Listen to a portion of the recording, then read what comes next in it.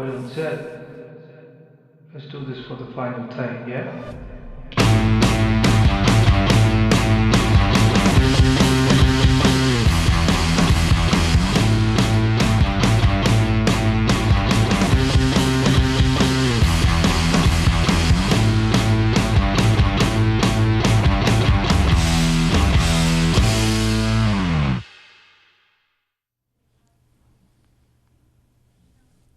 Hi, and welcome to the final digital media production show in our Confederation College studios. Bittersweet times. For those who may not know, our program has been suspended. So who knows, this might be the last time we come and officially deliver something from here in this capacity. But that's the only sad part I'm going to say today. This is going to be a show of memories and celebrations and of growth and amazing stories of the students that we'll be sharing with you today. This program launched in 2018. There are two cohorts, the 2020 that will be coming on in the next hour, but to begin with, the 2021 students who are in class today have put this show together, and it's going to be the amazing first hour. You're going to see such variety in the content that's been created and the amount of work they've done through a pandemic. So I remind everybody, through a pandemic, this was done following all the rules with all the lockdowns and having to deal with a lot of things. And we're really proud. We've done some remotes, doing some campaigns with Roots to Harvest, the Underground Gym. We've worked with In Commons and the Art Gallery. We've created recruitment videos for our team here at Confed, as well as all the personal public service announcements and projects that they've done for our portfolio class. It's truly been amazing, and I know that you will enjoy everything you see today. We're hoping to make sure that we can post this later, at least on the alumni website, and we'll share it through our social media with DMP, as well as students and family and everybody else. So for those who may not be able to join in at 4, because I know there were a few people that were telling me they worked till 5 or 5:30, we'll be sure to get those memories to you. So that's part of our show. I'm the coordinator of the program, and it's been a privilege and an honor to have that. I have the most amazing dream team with Michael Moore and Steve Robinson. We've been friends and colleagues for many years, too many for us to really reflect upon, but solid quarter century or maybe a tad more, just a tad more. But they've been really, really, really amazing. I couldn't have asked to work with anyone better. I've learned so much. We've all grown together. Sometimes we have some great fights, which is awesome. And having 3, we have to settle, right? You have to do that collaboration and make it happen. But it's been amazing. And I also want to say that although we're the digital media production program, our roots were in the broadcasting area. So today we've asked our alumni to join us, and there has been, I think there's something like 1,500 students who, since 1970, the first graduating class, have came through the bigger studio doors or the Bank of Montreal on Simpson Street, or visited our DMP studios in the 2011 launch when we first opened up this part of what we do. So you're going to have an opportunity to meet a lot of people, a lot of friends, and a lot of love is going to be shared. And I'm just so excited to be part of it. Again, honored and privileged.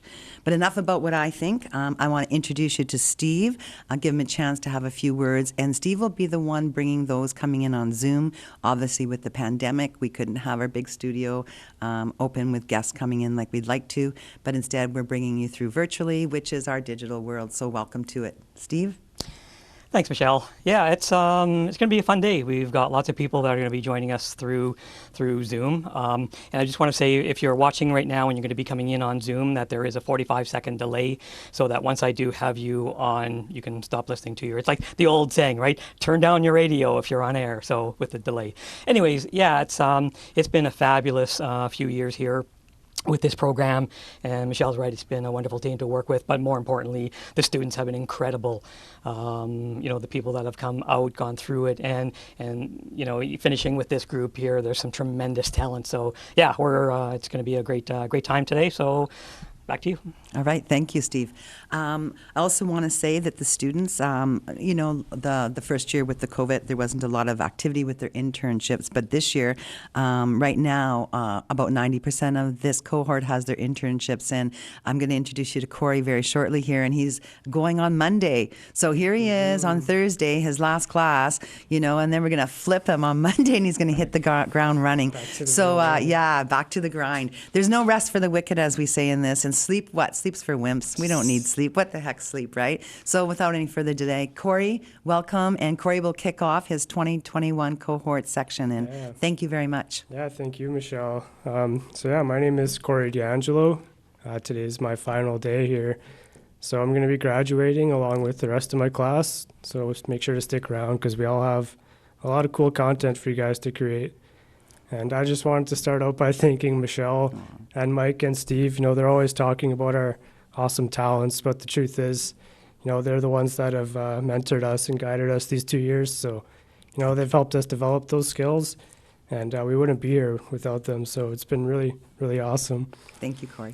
And when we had the idea for this show, I didn't quite know what I wanted to share. But I started hearing a lot of my classmates talking like, we're graduating and I don't know what I want to do with the rest of my life. And so I figured, why not share my story? Because, this is a lot of, my classmates will know this, but it's actually my second time coming through post-secondary. And, I didn't know what I wanted to do back then, and I still don't. And I don't think that's a problem. So I just wanted to share my story in that way because, it's an important one. And I think a lot of people will relate. So really, it started in high school. I was going to go into cabinet making actually here at Confederation. And it was something I really wanted to do because I liked making stuff, working with my hands, being creative. But, I remember talking to my guidance counselor one day and he told me, he's like, you can't do that. You shouldn't do that. You're so smart. You should go to university or do something academic. And so that voice kind of just crept on me throughout the summer. And I remember it was 1 week before starting, I got accepted and I changed programs. So I went through 3 years at the college, followed by another 2 years at LU, and I ended up getting a degree in engineering. But, that whole time it was not something that excited me. I just kind of did it because it was something to do. And, I never really thought of it at the time, but now that I think back, it's like I don't regret it, but at the same time, I learned a lot. And so when I did graduate, I had no choice, obviously, to work. And a lot of those jobs, entry-level jobs in that field, required working out of town. So I worked pretty much out of town. I lived out of motel rooms and little cabins in the middle of nowhere. So it was pretty isolating. And, I was working a job that was not inspiring to me, and I wasn't passionate about it. But I was just going through life like I thought you were supposed to do. And, I didn't think much of it, but there came a time when I would come home and I would be trying to enjoy my time off. And I found all those habits just kind of stuck with me. So I was at home and, I couldn't enjoy myself. I was just isolating, doing the same thing day in and day out, the monotonous grind of the jobs. They just became so ingrained in me. And again, I didn't really think much of it because, I enjoyed being at home. I don't mind alone time.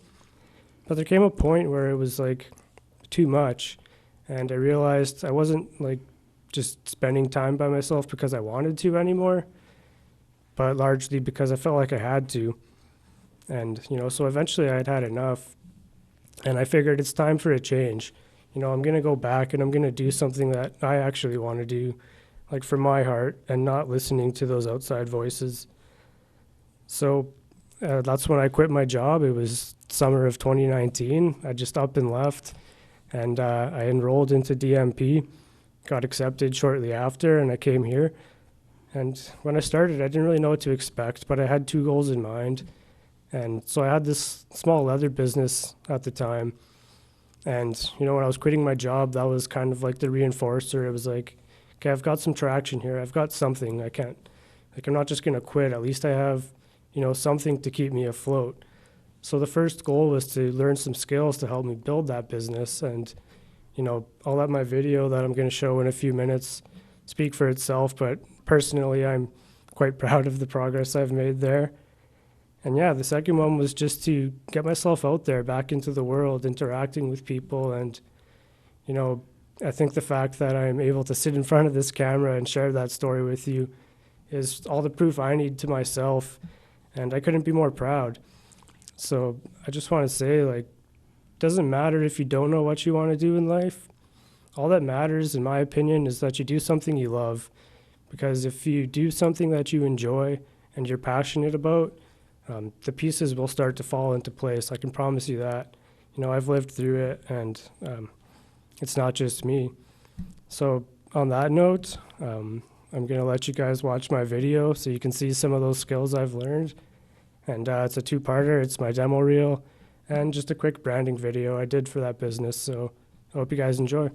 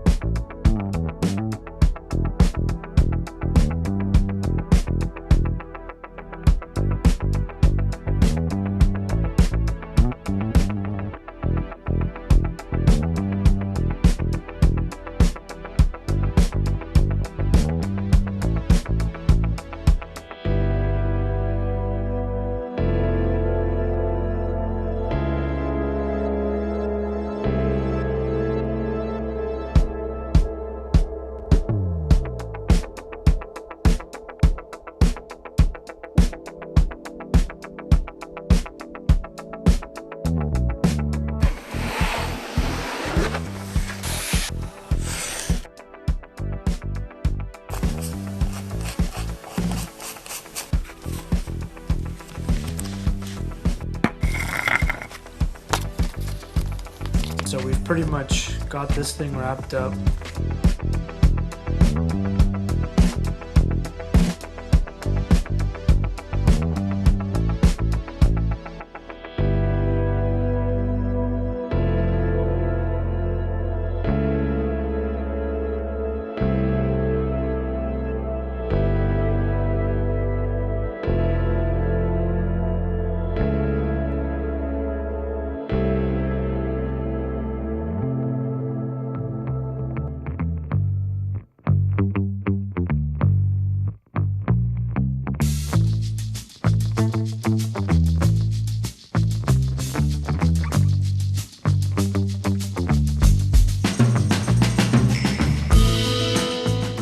Punched.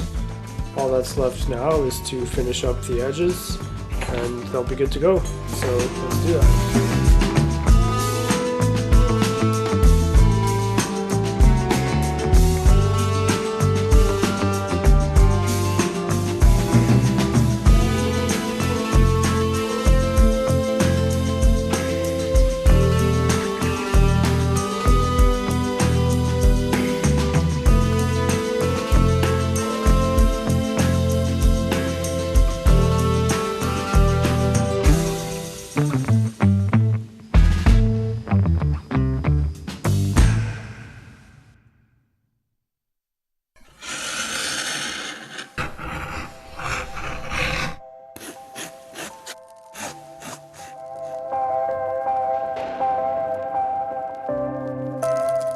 My name is Corey D'Angelo. I'm the owner and the creator behind everything here at Lakehead Leather. I first got into the craft in 2016. My friends and I were into these minimalist wallets at the time, and one day we sort of joked about making our own. A few weeks later, my wallet fell apart on me, so I took that idea and I picked up some tools and some leather, and I got to work.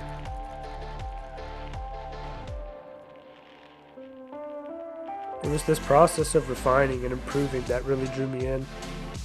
I became obsessed with it, and since then I've been working on perfecting all the fine details of the craft.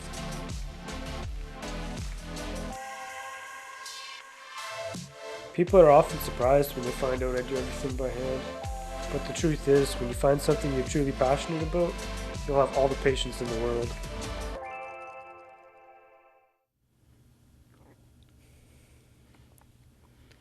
Hello and welcome back. As you can see, we have switched places. We were back there in the crew and now we are here because everyone would be coming in rotations to show off their works or just to show, not show off. So I am Prithvi and I completed my journalism and mass communication degree before coming here. And in these 2 years, I have learned more about broadcasting and digital media side of world. And with me today I have I'm Jessa Clement, and I am also graduating in this program. I actually started out wanting to be an editor, but after these 2 years, I actually realized I like the broadcasting side of it. Not here in front of the camera, but more behind the scenes. What And then- specifically behind the scenes, though? Okay, well, I like switching, which is where you just change the camera angles, like what that person just did. I actually also like directing, and I didn't think I'd say that, but directing's pretty fun. I like telling people what to do. and another guest with me. I'm Brianna Paquette, and for this show, I'm the director of the show. I'm not quite sure what I want to go into, but like since a very young age, I've known I want to boss people around.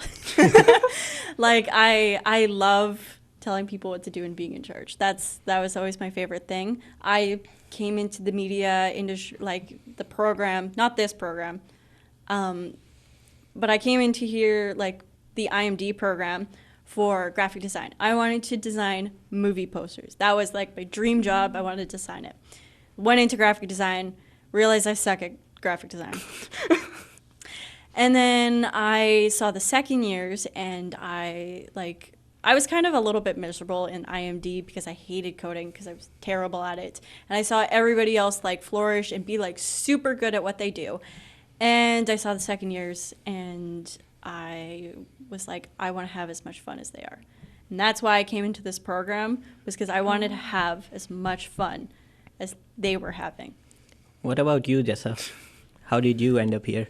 Well, I wanted to go into film production and maybe edit like movies and stuff because I thought that was really cool.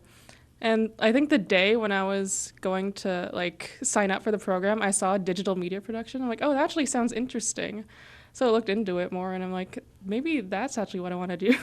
That's actually very similar to my story. I wanted to go into film production, but it was already full and I didn't know DMP existed till then. But then I saw it on the website and I looked into the course and I'm like, that's actually interesting, much more interesting than film. So I applied here and like inquired about it from a bunch of people who had maybe sort of idea about it. And after 2 years, you can see we are still here. And yeah, basically I wanted to like tell stories from the start. So this DMP provides bunch of different options to tell stories, like so many different ways that you can. I was like certain that I don't want to edit stuff, like not be an editor, because I didn't know editing. But now I sort of enjoy it, and I would not say like best pretty at good it, at it. but yeah, good at it. So yeah, anything. Well, Jessa, like, you kind of definitely have that film look. If you look at the film students, you definitely have that, like... I look like a film student. You look like a film student. Like, I don't even know what that means. as soon as you said, like, yeah, I was going to go into film, I'm like, yeah, I could see that. I could definitely see you going to film. I just But have me and Jessa are actually matching today. Oh, yeah. So we have similar pants. I can't do that. Wait. And we have similar tops, except Jessa's wearing a jean jacket and I'm wearing this silky red thing. Robe. It's not a robe. It's half But- robe. The top half, yes. But Okay, so then I will show you guys and you guys what I did over the years. I have prepared a demo reel, so I think we should switch to it. and watch I did.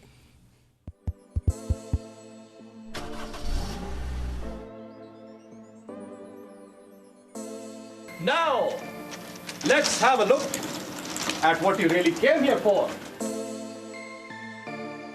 She's like the weeping woman, and I think you know the story. I think a lot of people do. All I know is that I'm here across an ocean. We're gonna try our Sally Ann's, which is this chocolate piece, and our famous Persians. ID card दिखाना पड़ता है proof के तौर पे. Sit back and enjoy as the Thunder Bay Art Gallery presents Cooking with Thunder. Join us today when Chef Danny and Chef Brett share the secrets of one of their favorite dishes, the kimchi bowl. Because the technique and the love part were separate for a bit. 2021, I moved to Regina and started the growth from there. It took me a while to understand what I needed. You're not going anywhere. You're safe from the outside world. In your home bubble, I would say. That's a new word I just invented.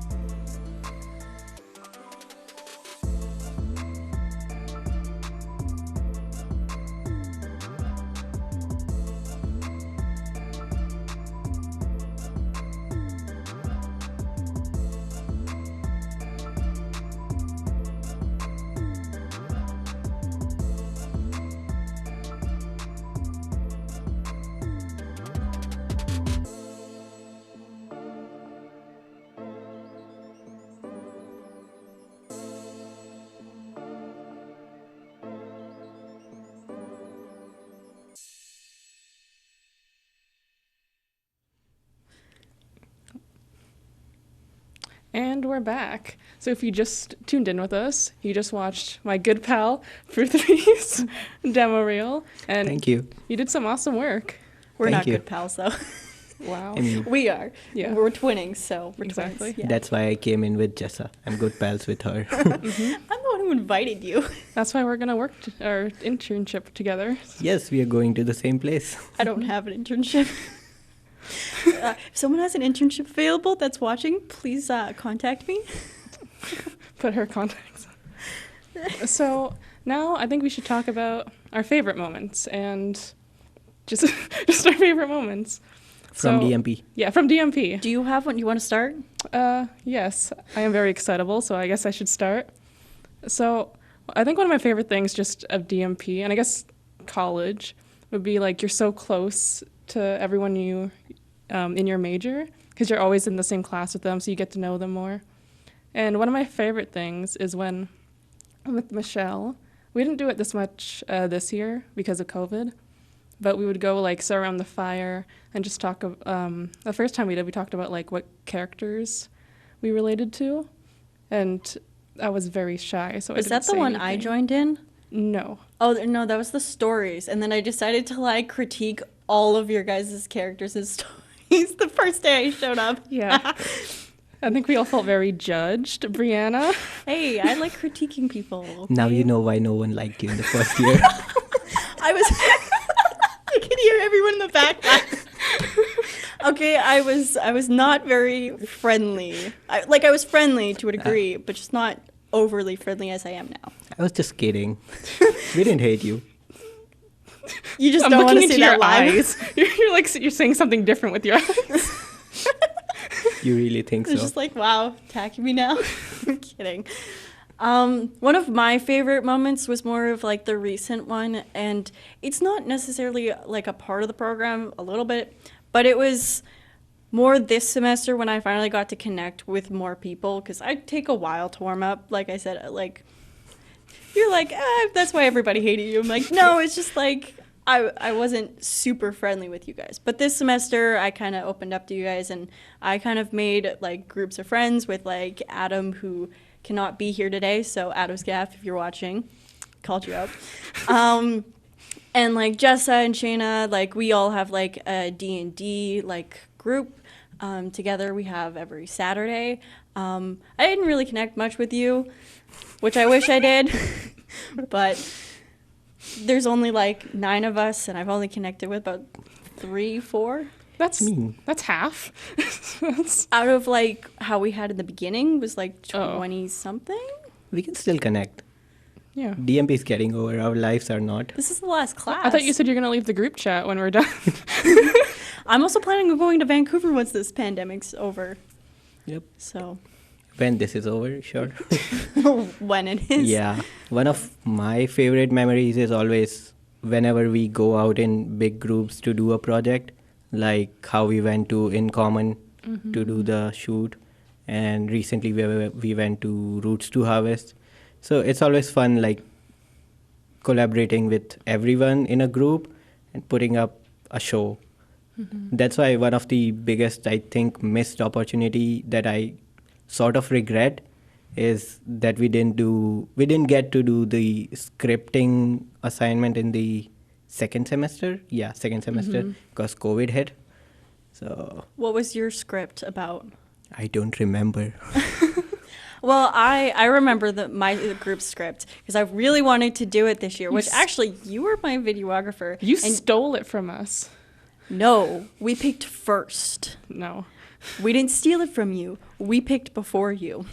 But Jessa was supposed to be the dead girl in the bathtub, and you were my videographer. So, and I wanted to do it this semester, but then COVID hit, and I couldn't get a location because again.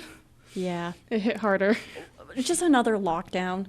And then like the person who owned the location I was going to shoot at was worried about getting an $800 fine, and it was just like a big. And that's fair. That's fair. But I didn't want to shoot here though. Yeah, it's not a really good setting for that script. Yeah, it's supposed to take place in a hotel room. So like I was trying to book a hotel room to shoot it in, but then most of the cheap hotel rooms had really gross reviews. It's always fun to like go on sets and make something new there, because I remember when me, Adam, Corey, and Gagan, we went to shoot the beer tasting thing for our live show, like a segment of our live show, and with Corey and Gagan again, I went to shoot the intro part of that Talk of the Bay. That was fun. Like whenever you go outside, I feel like that's fun. Yeah. So now we're going to show you my demo reel. I worked very hard on it, and I hope you guys enjoy.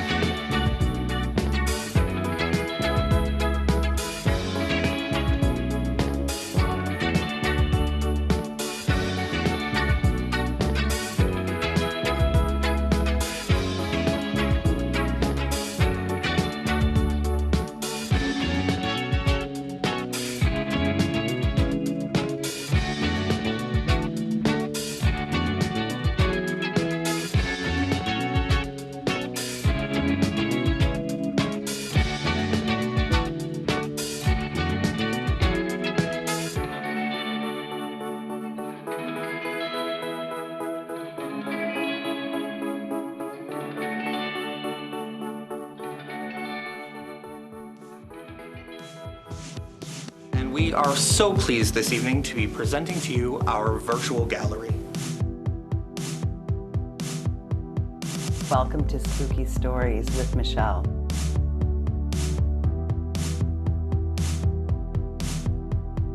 Hello everyone and welcome to Cooking with Fender.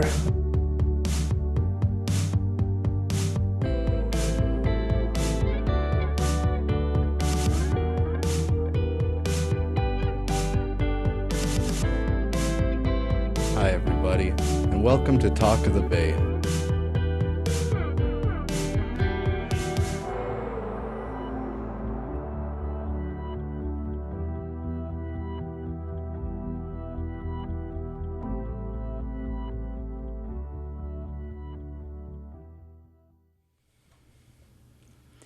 So, welcome back. We just saw Jessa's demo reel. It was beautiful. I loved every minute of it. Oh, thank you. Or second, because I think it's only 3 minutes. Yeah. So I'll say seconds. Pretty much I want to talk about is what is a moment that has totally, like, taken you off of your feet? Not, like, in a good way, just, like, in a bad way. It's like what went wrong, sort of. Yeah, kind of. I can start to intro this conversation, but mine was this semester when we were doing our campaigns, and it was Jessa, Goggin, and myself. We were and Davis. I totally forgot about Davis. Sorry, Davis. And we were planning on doing the campaign of the DMP recruitment. Mm-hmm. And we were contacting like people that we were going to work with, and we had like the plan of the show, and then we got the news of the program being suspended permanently. And that just totally threw us off, and we were just like, all right, well, now what? And Steve came up with this idea of either we go with another event, or we split the group in half and we go with either the Roots to Harvest or the Underground Gym, which we ended up going to the splitting in half, where Jessa went to Roots to Harvest and I went with the Underground Gym. And Gagan joined Jessa. And yeah, Gagan joined Jessa, and Davis joined ours. And then we got another lockdown thing happen, and we went from a 3-day event to a 1-day event. And then the last thing that went wrong for that event is that we didn't actually go live. We ended up just pre-recording it and then making the video and putting it out the next day.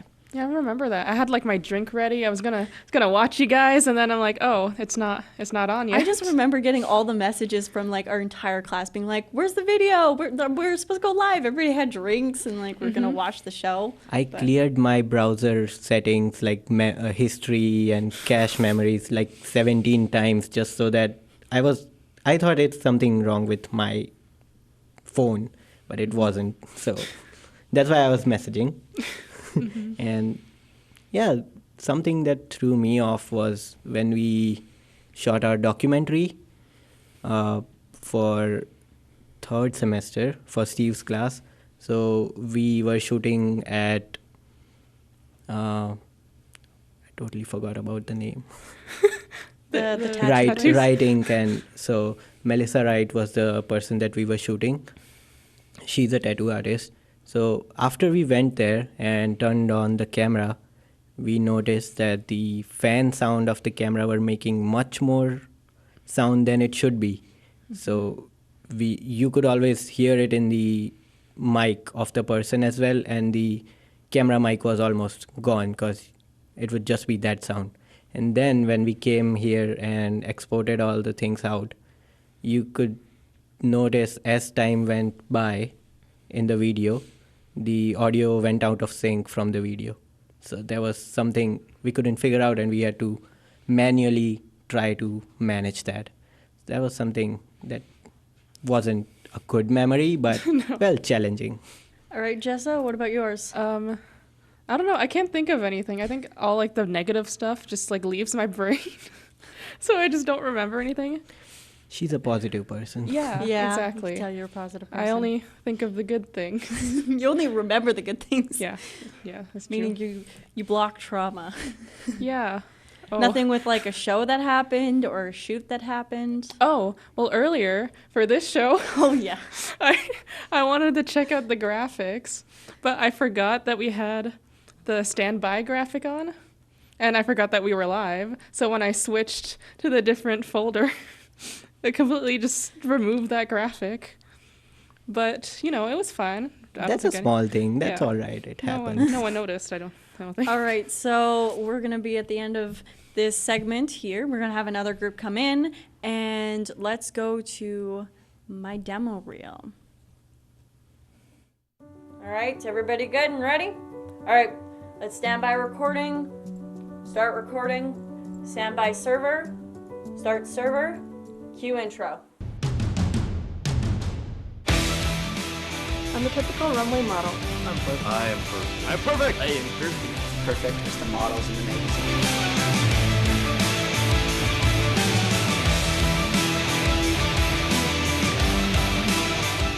Hi, everybody, and welcome to Talk of the Bay. Transition my next question. 2 more poses. 1 more. All right. And 1 more pose. Have fun with it. Skirt a bit more. Pose a second time. Okay, and walk around. You gotta pause a bit. Show off that nice beautiful back of the dress. Keep walking. 1 more pose, and then you can walk off. Yep. Beautiful. Great. Oh, I love that dress. But when me and Vinay were together and making voices, we had a blast. Kingdom of Great Britain and Ireland, and Empress of India, Queen Victoria. Like almost that soap opera feel. Hi everyone, welcome to Everything Spice. You disappoint me. I thought you were a full-grown adult. No. Not sponsored. You're not sponsored, but I did buy it.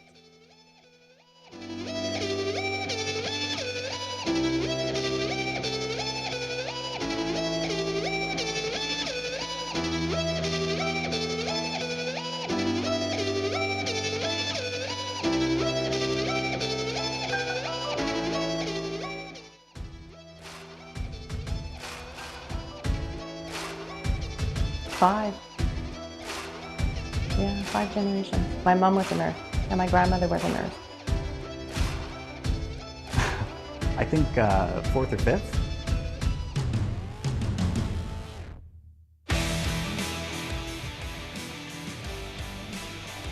I'd say don't go there. It's a dumb idea.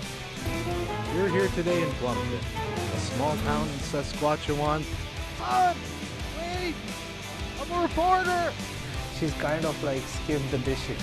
Since the start of this pandemic, society has been told to put on the mask, to social distance, and to stay inside the homes. Elementary school students get to go to school for the full day. The grades 1 and under don't even have to wear a mask. Why are students who are planning for their future careers not getting the full student experience?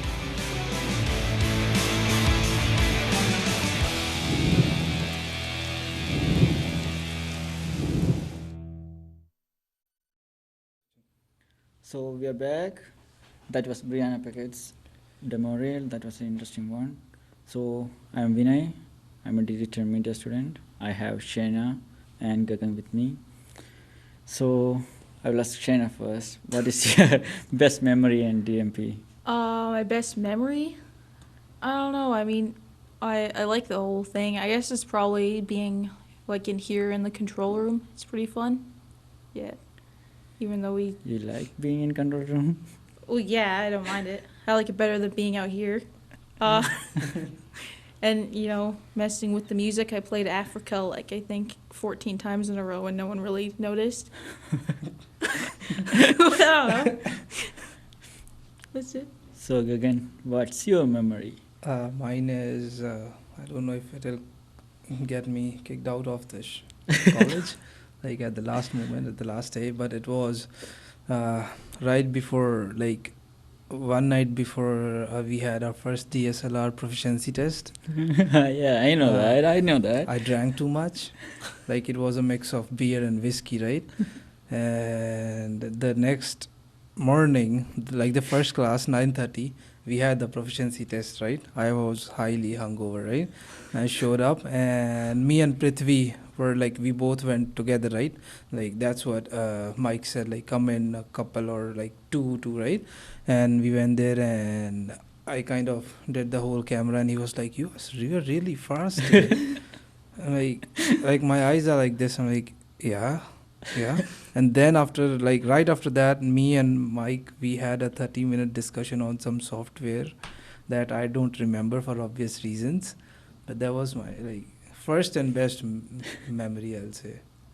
Okay, I don't know if you guys will ask me or not. I will just say my memory. What's your favorite memory? My favorite memory is the squirrel. For sure. Like we named the squirrel after Mike Moore. Yeah. It's Mike Moore Jr. now. Yeah. But after that day, we found that there is two more squirrels there. We can name it Steve Jr. and Michelle Jr. probably. At least we have some memories. So we got the squirrels to live on the legacy of Yeah, DMP. DMP. Yeah. It will be there. Squirrels in the studio. Yeah. You know, they snatched that donut. Yeah, like I was surprised by that. Like I saw that donut, I was like, Adam, should we take it? I was going to eat it, but then I was like, if it is kept like that, Was there the should be donut- some reason. So Was I it didn't on the touch floor? it. No, on the desk. No, it was Oh, on like the if you see a desk, donut on the napkin, middle of right? the floor, you're just like, maybe I should eat that. No. Yeah, so I everyone mean, thought that. I won't confess that I will for the camera. No, I will never do it. But if there is no one around, I might. Like, I'll just Wow. take it and slice the piece that was on the take the other one. Go Wow. home. That's And pretty great. yeah, Eating donut. I guess we have your video next. Yeah, like I have my demo reel. Mm-hmm. So yeah, let's watch it together. Yeah.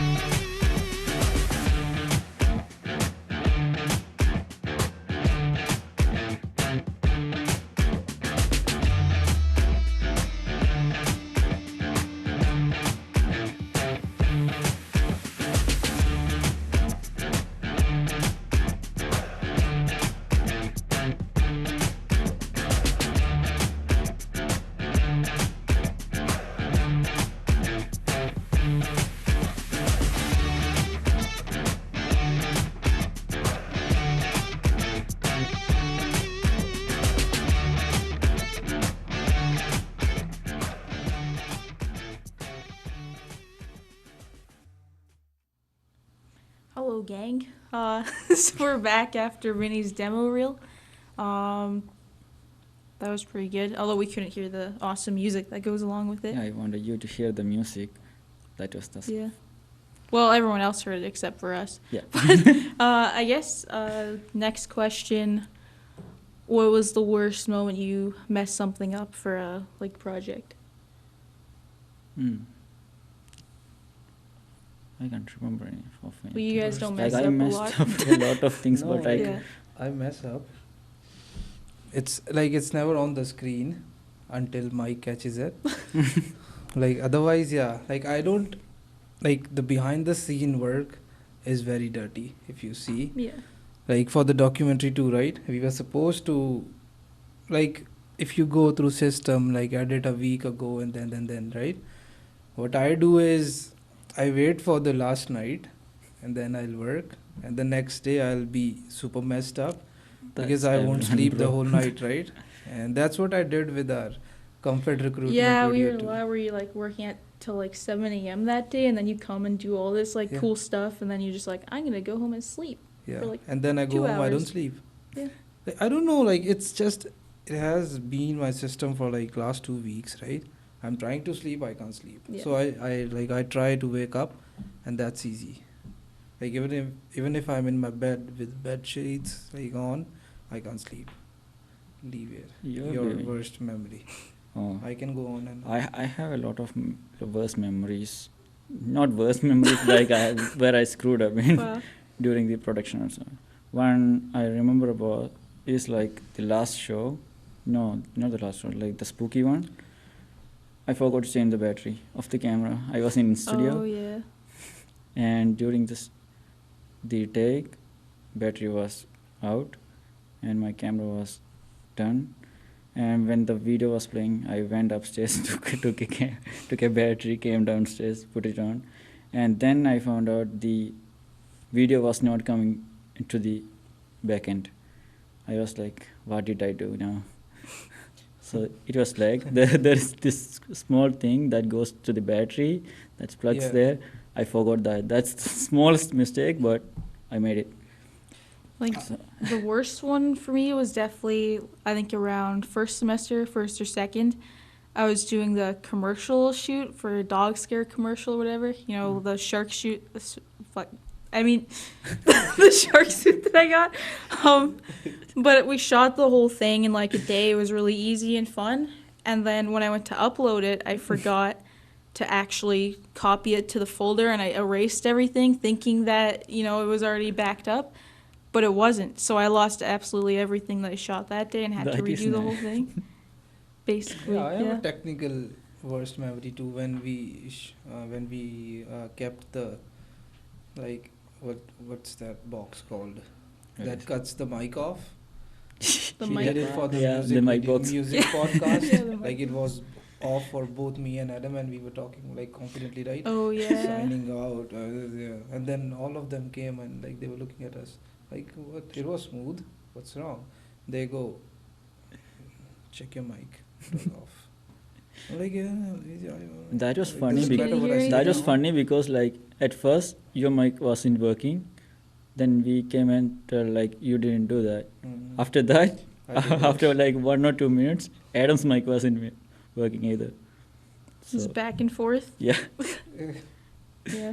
And now it's your animated.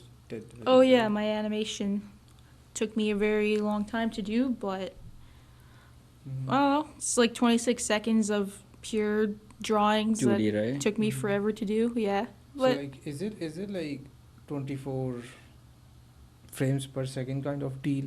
That like for 1 second, how much? in total, I got like 276 frames, and it's Whoa. like 26 seconds, and that's added on from the title that I added at the end for it. I actually loved it. That's good. So yeah. Thank you. You Yeah, know. let's show the animation.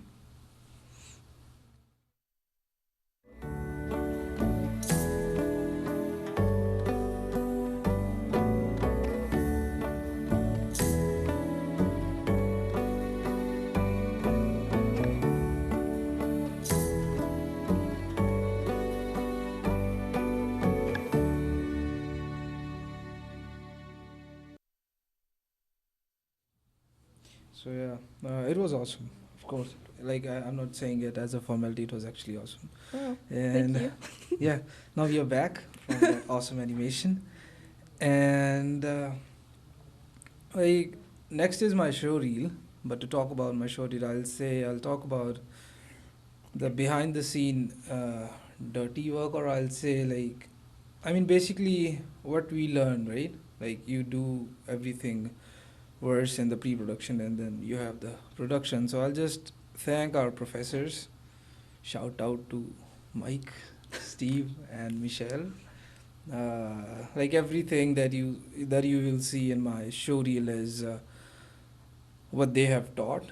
Because when I came in, like in this program, I did know how to use a DSLR, but if you would have asked me what's the shutter speed, aperture, and ISO, I won't be able to tell you that. Which was like, I realized that on the very first day, so I was like, okay, shut up, just listen. And that's what my motto was for the 2 years: shut up and listen. And yeah, like, what was your basic motto when you joined DMP? It wasn't any motto kind of thing, but like if you look into my life, it's like I did my 10th. After that, we have to take +1, +2 back in India. I took biology, science. After that, I realized that I sucks in science, biology. Then I took BCom. Same. That's accounting. After that, I found out that I'm not good at this too. Then I went for logistics. Again the same. Then 1 year I went for work. After that, I came here. did HR, same thing. Then I found like Jit, my roommate, like back then he was my roommate. He was doing digital media here. Like I found that like I used to do drawing while in India, and I used to work with posters and stuff. So I got interested in the assignments that he was having. I joined him. I helped him for a couple of the assignments. Yeah. Then the next year I dropped HR, joined digital media. I loved it since then. Like I didn't know like graphic design was inside me. I was more focused on like editing, photo shoot, video editing and all. But it took me like 2 years to realize like I should be working with graphic design. You got the artist brain. Like, there's two types where your brain is wired more for like math and analytical and stuff, and you like come naturally at art and like graphic design and stuff. That's probably the And type what you was have. your like inspiration or your motive when you joined DMP? Ask for help, because half the time I didn't know what I was doing and I was too shy to ask. But eventually I'm just like, you gotta like just go for it and ask to get what you actually need for your assignments. I have one thing that me and her like. I'll tell it after this video. Yeah. So here's my show reel. The dum dum dum. Play it, please. Thank you. Hi, I'm Gagan, and this is my show reel.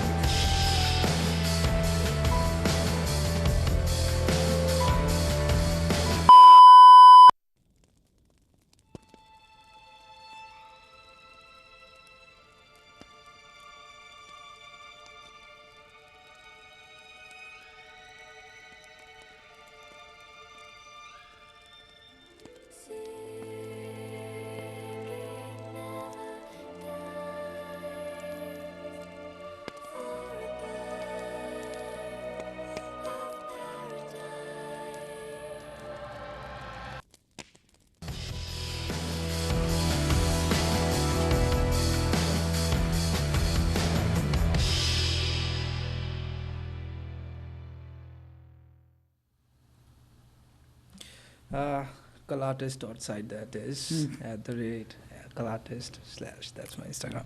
So like that is just me shamelessly plugging myself. Leave that. Yeah, Vinay, back to you. No, that was last time. Shena, back to you. What? That was last time. I asked you first, right? Oh, Okay. So what's the change that you feel that you brought in yourself, or you observe in yourself that this was me, like technically a skill, or like, soft skill or anything? I guess, well, the first one would be doing anything here, because I didn't know how to do anything except draw, basically. But now I can apply that to like storyboarding and, screenwriting and stuff. So I guess also confidence, because before that I couldn't, do a job interview without sweating through everything. But I still sweat a lot, but I'm like better at talking now, I guess. Yeah. Vinay? Yeah, like in India itself, I used to draw a lot. I put it aside. I do a lot of poster work. I put it aside. By coming here, first semester we had graphic design for the self-portrait. I did an awesome job. Not bragging, but I did it. Okay. No, like if you're good at it, then it's not bragging. Okay. Then it's show off. Yeah. Say. After that, still, like, I was like, okay, just keep it aside. I will just work on my editing skills a lot. Mhm. But after, like, this is our last week, last day in DMP, but now I know now, like, I should have focused on graphic design more. Mhm. Because even if you look at my demo reel, I have put my photography and videography. No single graphic design things are there. Like that, the demo reel was submitted like 2 or 3 weeks ago. Only after that, only I realized like, okay, I am good at graphic design, part of this thing. But like the internship that you're going for, it'll use your photography, videography, and graphic design too, right? It's all combined, so it will be good That's for nice. me. I think so. That's nice. Yeah. So in one line, what I'll say, what I have changed is like I have a huge list, but for the basics, I'll say now I know shutter speed, ISO, and aperture. You can hand me any camera and I can fix it. Not technically, ISO, shutter speed, and aperture. That's it. And yeah, the next video is also mine. It's basically memories that I didn't plan to collect, but now I have those and I can't get rid of them. You act like it's a parasite. No, like no, like it's a good thing, right? But like I have said buys too many times. After high school, then after university, then after job, and then after this. Goodbyes are hard. Just roll the video. What? I'm sad now. Take me back to the night we met. Good morning. Good morning, dear.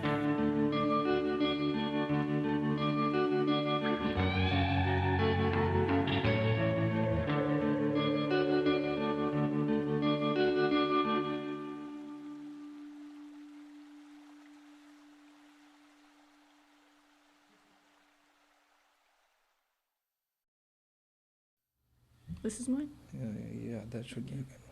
Oh, hi. That was Goggins' memory video, that the memories he can't get rid of. But we also have coming up Tamara's demo reel, PSA. Show reel, yeah. Couple of good stuff from an awesome person. Shout out to Tamara. Shout out to Tamara for her awesome videos and editing skills. Yeah. Please play the video right now.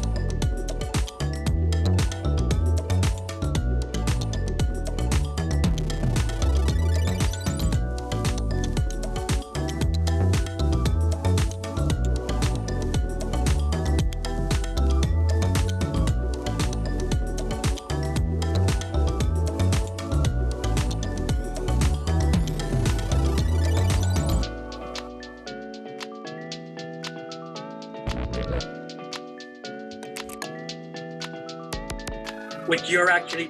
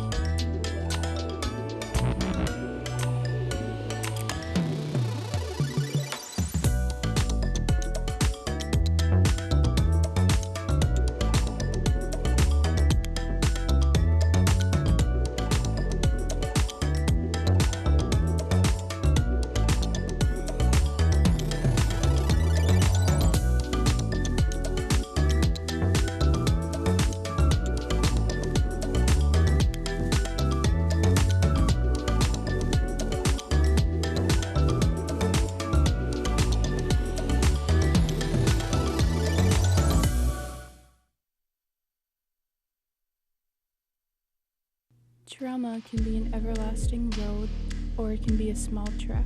Trauma can hit you in many ways and can be described as a pain in different areas, like a bad tooth that has developed for years that you cannot take out. It affects the words you say, words that can be full of sorrow or just anger. Like a headache, one that puts so much pressure, making a swirl of scary thoughts in your head that grows and grows in passing time. Or it's a pain in your legs that holds you down, making it harder to walk with others to a simpler path, a brighter path, one that's not filled with pain. But once you find a way around your trauma, the results are beautiful. The feeling of calm finally hits you and can surprise you at any time. You work towards more beautiful things. You grasp your freedom and hold on to it in fear the trauma comes back. You continue to walk for the ones that couldn't, who could not find that calm.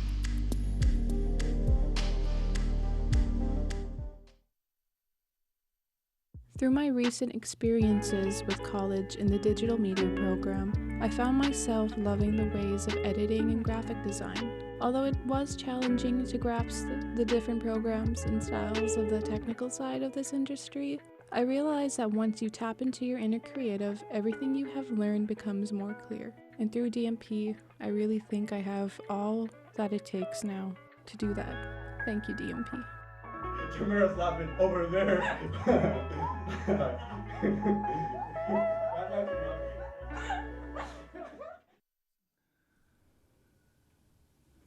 Hi, and welcome back. I hope that you thoroughly enjoyed all the wonderful creative content that the 2021 cohort shared with you.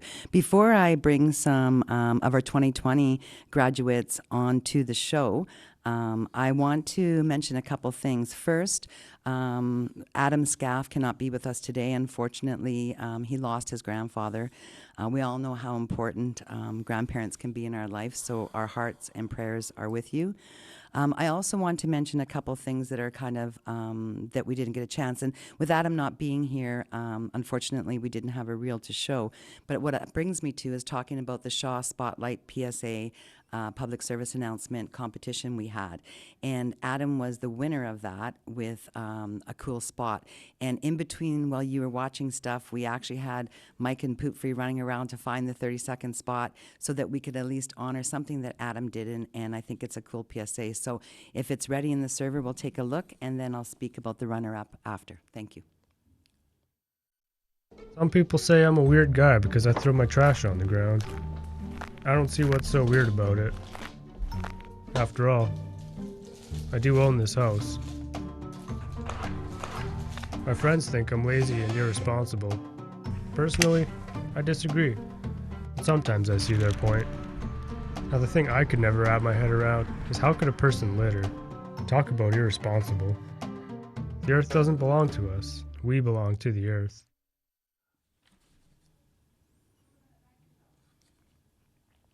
Hi. Well, Adam Scaff, I'm so sorry, and please apologize to your grandfather for me. It was Adam Whitney, Adam Scaff, who's in this cohort.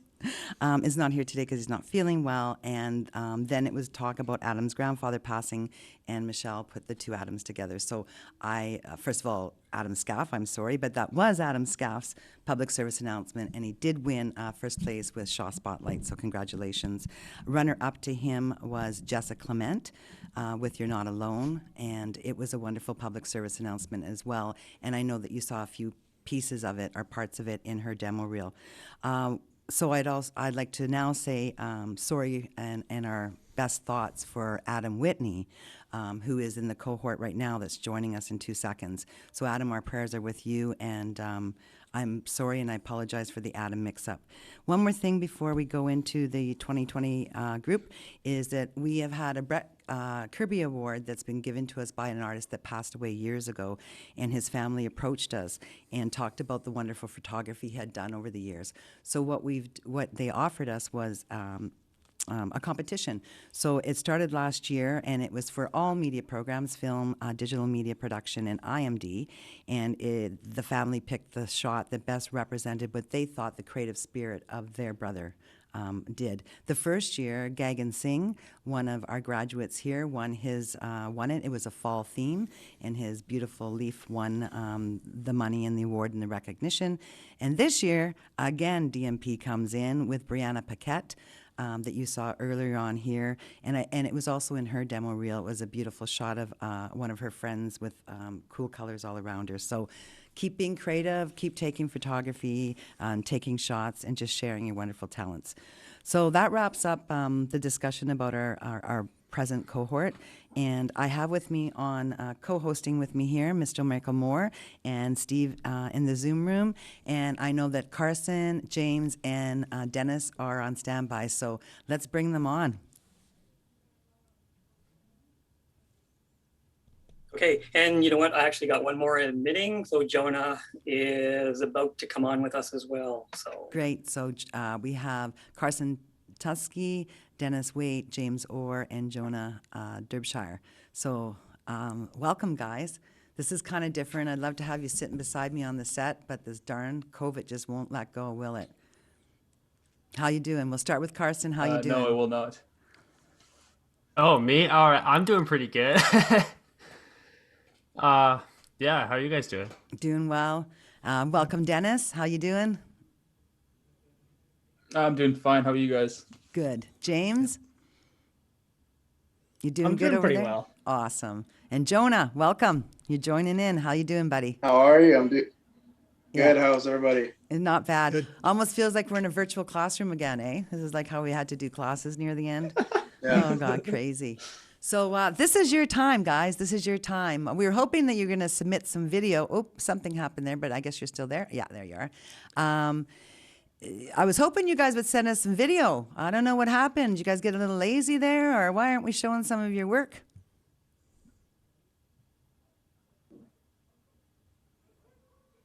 No reason? I'll be honest. I didn't know that we were supposed to submit our own demo reels and stuff.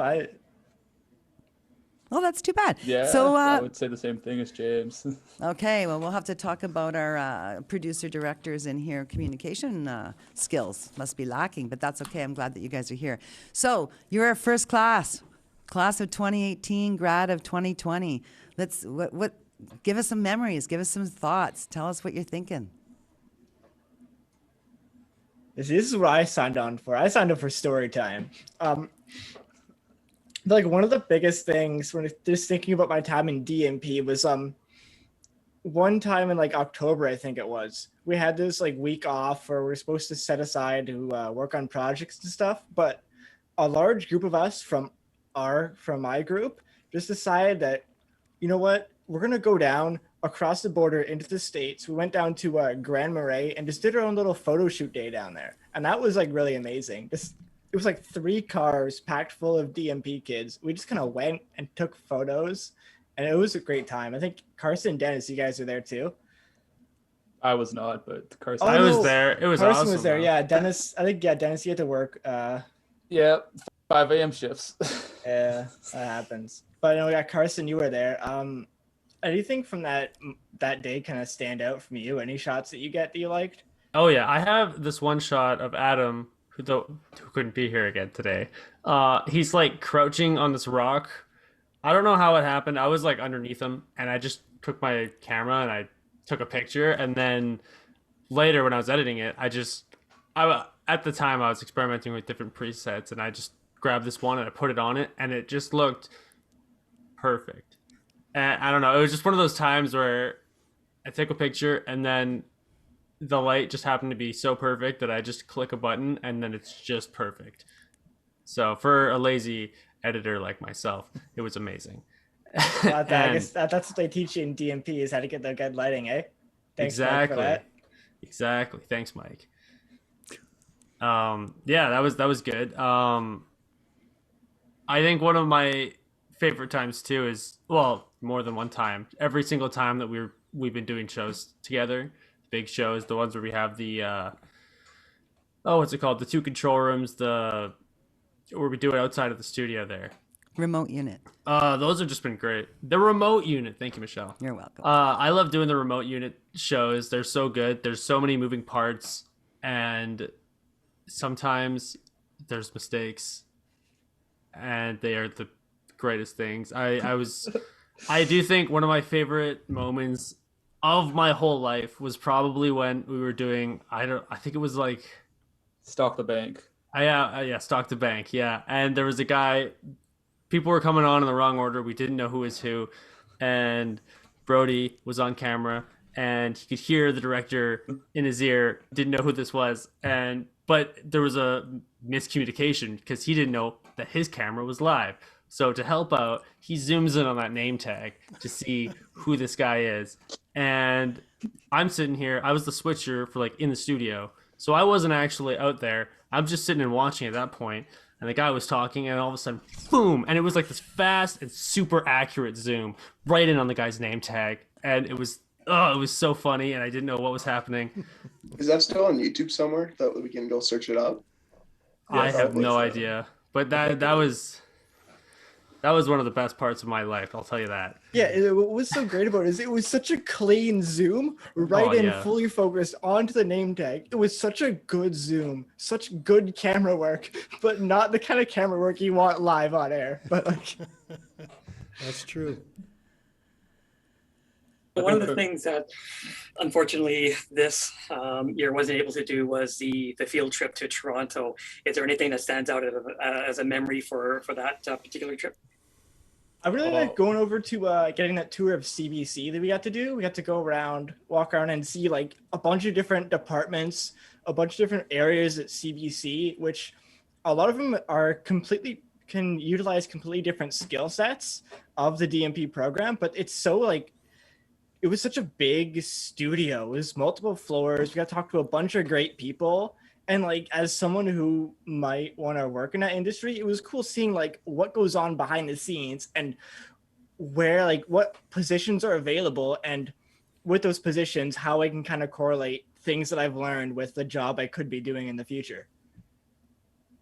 I'd also say like the chorus thing that we went to, I think it's the chorus convention. It was with all of the other students we got to meet that were in like university programs for like similar stuff with broadcasting, radio and stuff like that. When we went to that, it was nice to just see other students with the same interests, and it's a good way to network and also learn from like the experts that were there. We had people that actually were heads of like big radio companies or radio host, or even just some media dudes that was just there from like sports that do sports live events. It's just picking their brains is one of the like coolest things I ever got from that experience when we went to Toronto. Yeah, it was good. It was good. I liked how huge CBC was, and just the whole building was just super cool to be in. The buildings themselves were super cool. I liked them a lot, and just watching how everything worked, and then meeting some of the other students who went to the universities in Toronto, these big fancy universities, and then realizing that all those people there were like, they wanted to be radio hosts. I guess that's something in Toronto. And I guess kind of seeing where we stand in the whole thing too, because like when you meet university students and they're like, their whole 4-year education that costs them $100,000, they only get to do like one show being like a commentator for the university basketball team or something, and like they, I don't know, it's interesting because you meet these people who spent a ton of time theorizing about doing broadcasting stuff, but then we've actually just done it. And I don't know, it's interesting because over there it's this really crazy thing to like actually go and do it. It's so important. And then over here it's like, hey, anyone want to do the hockey games? Then some people will go to the hockey games, and you just get a bunch more experience. And I guess it's just kind of on the job learning versus theorizing about it learning. I thought one of the things when you guys were in Toronto, you always said was how it validated your skills. To be able to sit beside people like you say, Carson, that maybe went to Ryerson and took the 4 years and even the 2 years in different ones, that they all had not the combined experiences that you had doing remotes, doing webs and vlogs, and the variety of things that you've done. So it felt really validating, I think, for us as professors too, being the first cohort. I know I always tease you guys that you're my guinea pigs, and it was great feedback and great to have such an extroverted group, because there was never a day that you wouldn't tell me when things weren't going the way they should be, for sure. So everyone likes that feedback and needs it. But I think for Toronto, that whole trip really validated and really brought us together as a group too. I think those friendships will be lasting friendships for sure. I think so. Basically, going back to Toronto, Carson and I have a little story actually. So I think it's better if he tells it, but we actually got the privilege to actually go inside Ryerson University and see a couple of students. Yeah, we're trying to get to the mall, this big mall, and one of the entrances to the big Toronto mall is like right at Ryerson. So we're going there. We totally take a wrong turn. It's like Class Change or something. We're just in the crowd. It's like if you imagine like a movie made in like 2005 in a high school and it's like super crowded. That's what it was, and we were like lost in this crowd. And then there's these Ryerson signs, and we're like, I think Jonah was saying, I think this is the university, and then I was like, nah, this could just be advertisements. Let's keep going, because I don't know. And then anyway, so we end up deep in Ryerson somewhere, and I'm like, let's just ask somebody. And I think it was Jonah who I peer pressured into asking someone where we are. And then Jonah goes up to this girl and he's like, hey, is this Ryerson? And then she looks at him like he's the stupidest person in the world, like just like he's literally standing in front of a sign that says Ryerson University, because he was. She's like, yeah, this is Ryerson. And then just turns around and walks away. And then we're like, wait, how do we get out? And then after another 20 minutes or so, we eventually found we kind of found them all, I think, eventually. So it was good. It was a good time. We also had issues with travel. I remember some of us when we went to the mall, we tried to get back and we took the wrong train. So it's like an hour. We went half an hour in the wrong direction. And we're like, we should just stay on, eventually go back. And then, oh my God. And it was, I got off and everyone followed, and we had to take half an hour just to get close to the mall again. We were probably like 45 minutes to an hour outside of our Airbnb. Yeah, if not like more. 100%. Like we were far away. I don't know why we just decided, hey, let's just double down and just ride this train all night if we have to. But that's what we were planning on doing until we were like, we saw like the 2 stops away was just like the train station parking garage. And we're like, we should probably get out now before we just stuck here all night. Yeah, so those are kind of like the little funny stories that we have, and we'll probably share some more later on. What in the program? What is your most memorable moments in the program? Be it with one of your peers, a project, something that just really resonates with you. For me personally, I think it's like every first day of school is obviously pretty memorable. I remember a couple of us weren't there during orientation, but I remember seeing a couple people there. I knew Dennis from when I was younger, but everybody else was just new faces. So it was a little bit tough getting to know people at first, but then obviously everybody is a lifelong friend of mine, so it's pretty cool. For me, I would say it would be the Special Olympics. That whole experience of just like directing such a big event with third-party factors we couldn't like like control. Like entrances were messed up. We couldn't control what was coming from where. It was basically a whole crazy chaotic mess that turned out really well, and it was like really fun to like produce and like just be a part of. There's so many like cool moments, from improvising a street light in the middle of a street for a torch. I'm holding 20 feet in the air so Carson could get a good camera shot of a torch coming into a building. It was just so chaotic and so fun that I think that's probably my favorite thing, just the whole Special Olympic experience.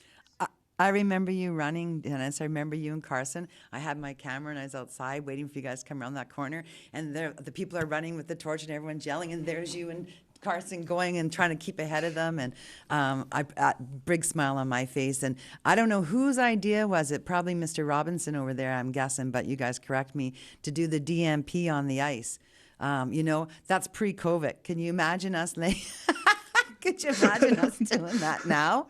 Laying on the ice and making we made a human DMP sign. And I think it was shown in one of the videos, or you'll see it in some video somewhere, because I know I've seen it as we were previewing stuff. But yeah, I think that was one of my funniest. I remember I kept messing up the D too, and I kept getting yelled at because I didn't know my directions. Which is weird because like your name is Dennis. It starts with a D. You should have that down pat. But yeah, but like I It's a made my D's like not as curved, dude. You know? Oh yeah.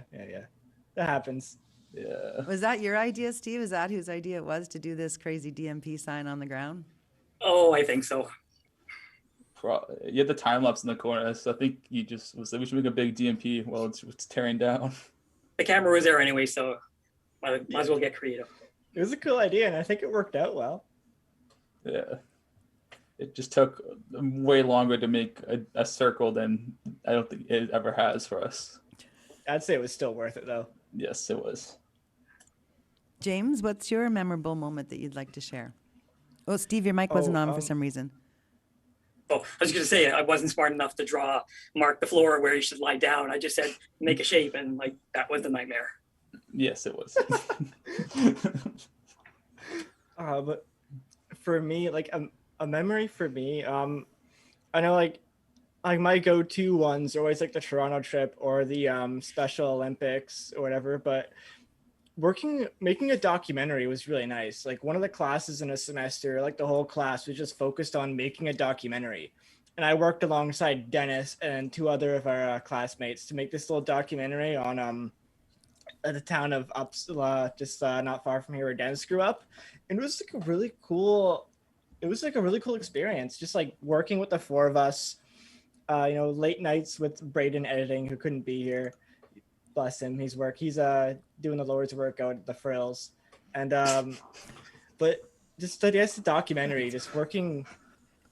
I guess it was just a cool experience making a documentary, just putting all that time to make one solid documentary and then show it off at the end of the semester. Yeah, it was fun. Our dog too was like really. I was with Adam and Mitch, both of which aren't here today, unfortunately. But it was Mitch a great. Streaming. Maybe Mitch is a professional streamer now. At the end of the day, though, it was a great project where Mitch was editing, Adam was producing, which is nice because he's super organized. Right from like the first second of starting, he was like making lists and stuff, keeping us organized. And then I was doing camera work, and the whole thing came together really awesomely. And even like we did this one shot where we were throwing stuff into a fish tank. And recently we were making a commercial. This is after DMP, and we were using fish tank stuff again because I knew how to do it now, like just from doing that documentary, and was doing it again, and I'll probably do it again. I'll never stop throwing stuff in fish tanks and filming it in slow-mo. So yeah, it was it was great. What brought you to digital media production? So what skills? Where do you see you going? How did this all come together for you? I mean, I came here because in high school I did video class. It was like my favorite class and stuff.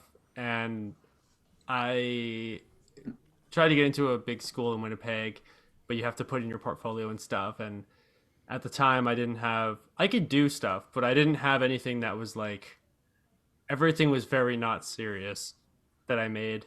And I just sent it in, and I was hopeful that my cool fire visual effects would get me in, and they definitely didn't. And then, and then I checked over here because I was looking at the film program, and then all of a sudden there was a digital media program, and I was like, hey, I'll give that one a try. So then I tried it out, and it was fantastic. And it was the best. The best part about it was the fact that there was just a ton of stuff and space to do it, and you can basically just make whatever you want. And I think that was the best part, and that was what helped me the most of like getting everything to like the next level. Nice. I mean, for me, I joined DMP because I was from like a very early age, like, you know what, I want to, you know, commentate hockey games. That was my dream goal, and I had the opportunity to do that with the Lakehead Thunderwolves that's in town here. And then I probably got a couple of games, and I realized it's really hard to pronounce people's last names and talk without them messing them up, which I did a lot. And then I just learned like, you know what, creating videos and stuff is actually really, really fun. Creating videos, telling stories, and just creating content was just super cool, which is an area that I had no prior experience to. And then just by learning stuff, database and DMP made me like really like it even more. Yeah, for me, I was at a very young age, I was always really interested in photography, and I had a lot of disposable cameras, and I took a lot of photos just of just random stuff growing up. And throughout high school, I didn't really still know what I wanted to do. And my parents and grandparents just told me, like, do what makes you happy, pretty much. And you know, I knew I probably couldn't make the NHL, so I just I tried to see the next best thing, which was you know, when I was younger, taking pictures and photography, and just fell in love with that at a very young age. So that's why I just kind of chose DMP. Sweet. For me, I always kind of knew I wanted to do something with media, and I know when I got out of high school, I took a different program at college. Like, I kind of had my eye on the broadcasting program in college, but and like they took that out for a year while it got revamped into DMP. So I took like the next best thing, which had media in the name. It wasn't for me. But then like I remember in the second semester, I just signed up for a digital media production in the fall. But I remember one day in class, because I had a class with Mike. He was teaching me video stuff in the other program. Mike pulling me off to the side one day, showing me a list of like people who signed up for DMP and saying, "Hey, is this you? Like, you changing programs?" And I told him, "Yeah, Mike, I want to do that. I want to do that one. This one isn't for me." I remember Mike saying, "I know that James Orr." When we look at the list, he goes, "He's coming over to us. He's all excited."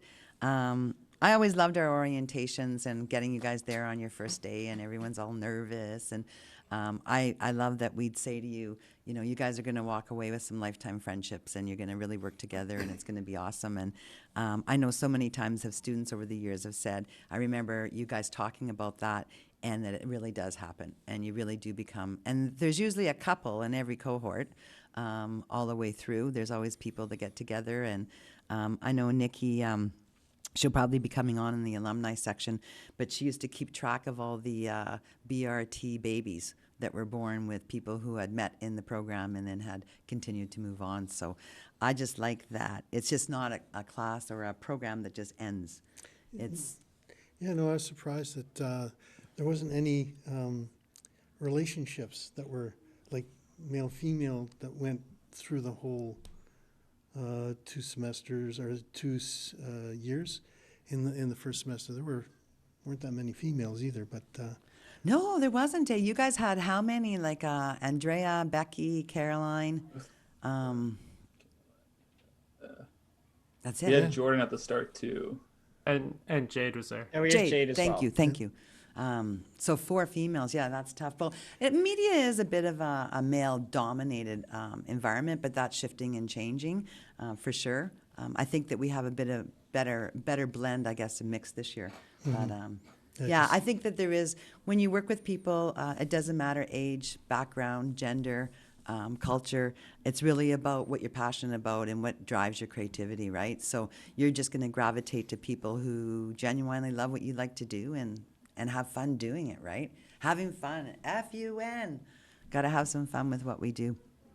Any last closing words that you guys would like to share before we're moving on to our special segment?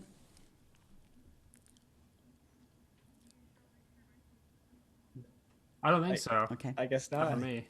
I don't know. Put your I can't glasses think of on. anything either. Okay. I want to thank you guys for coming. I want to sincerely say that with the program being launched, we couldn't have asked for a better cohort to kick it off. Again, you guys challenged us. You were curious. You pushed us to be better at what we were doing. I feel like you're not students anymore. You're friends. We're peers, and it was an honor. It totally was, and I miss you still. But we'll keep in touch. Now we're doing Mondays at 5. We'll start trying to get back together when my life gets a little slower, and make sure some of yous who haven't chosen an intern yet, get yourself going with your career. Steve, Mike, any final things you'd like to say to this group? And you're more than welcome to stay on for the next segment, guys. Yeah, no, it was a good year. I had a lot of fun with you guys. You learned hopefully enough to get you good jobs, and I would really like to find out what you guys are doing in a year or two. So keep in touch. Will do. Oh, I will, Mike. I will. Video run first. Yeah. And for me, you know what, I've got a lot of great memories with your group, and I presently are following you on your social media accounts, and it's great to see. And, you know, I consider you all to be friends for life. So as you'll see as we go into the further segments, some of the people that we've known for almost decades now, this is a group of people that we just have things in common. So look forward to continuing our relationships. Yeah. Oh, one last thing.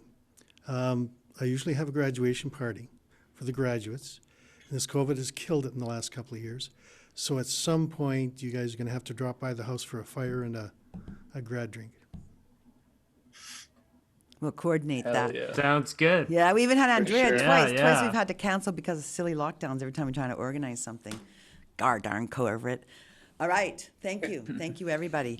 This next segment is, we refer to it as the special segment. I have seen the videos, so I kind of lied. I've seen everything that we've been doing today. Are we ready? Team's ready?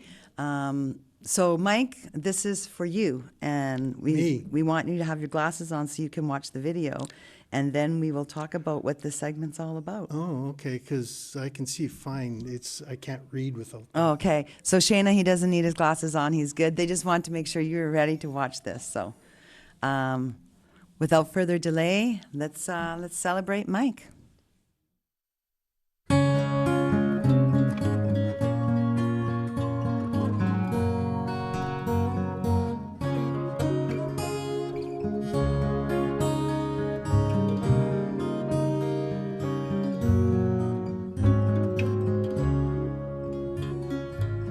I saw a friend today, it had been a while,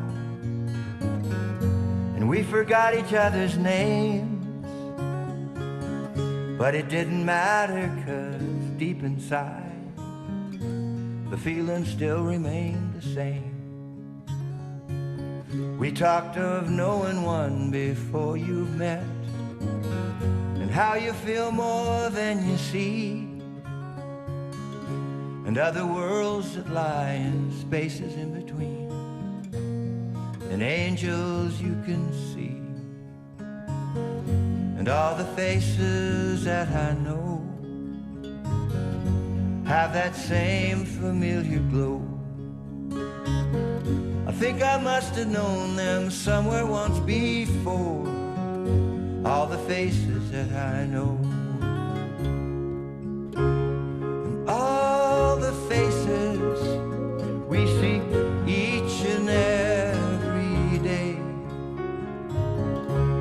When I get home at night, you're the face I need.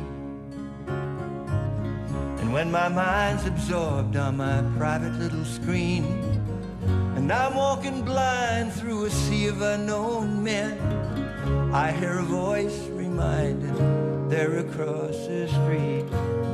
walks an old forgotten friend. And we don't have to say a word. I'll do it. It's really better laughing. I'll do it. I'll do it. Oh yeah, I'll do it. Just lights through eyes that recognize all the faces that I know. I like the spinning chair. This is like a steady cam. All the faces that I know.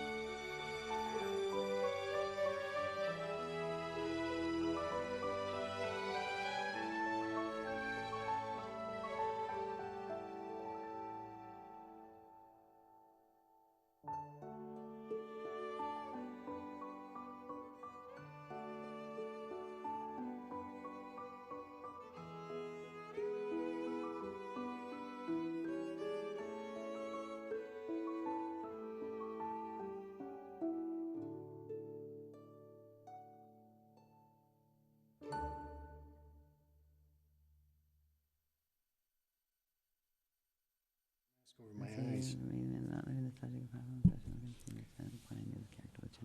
I'm grateful.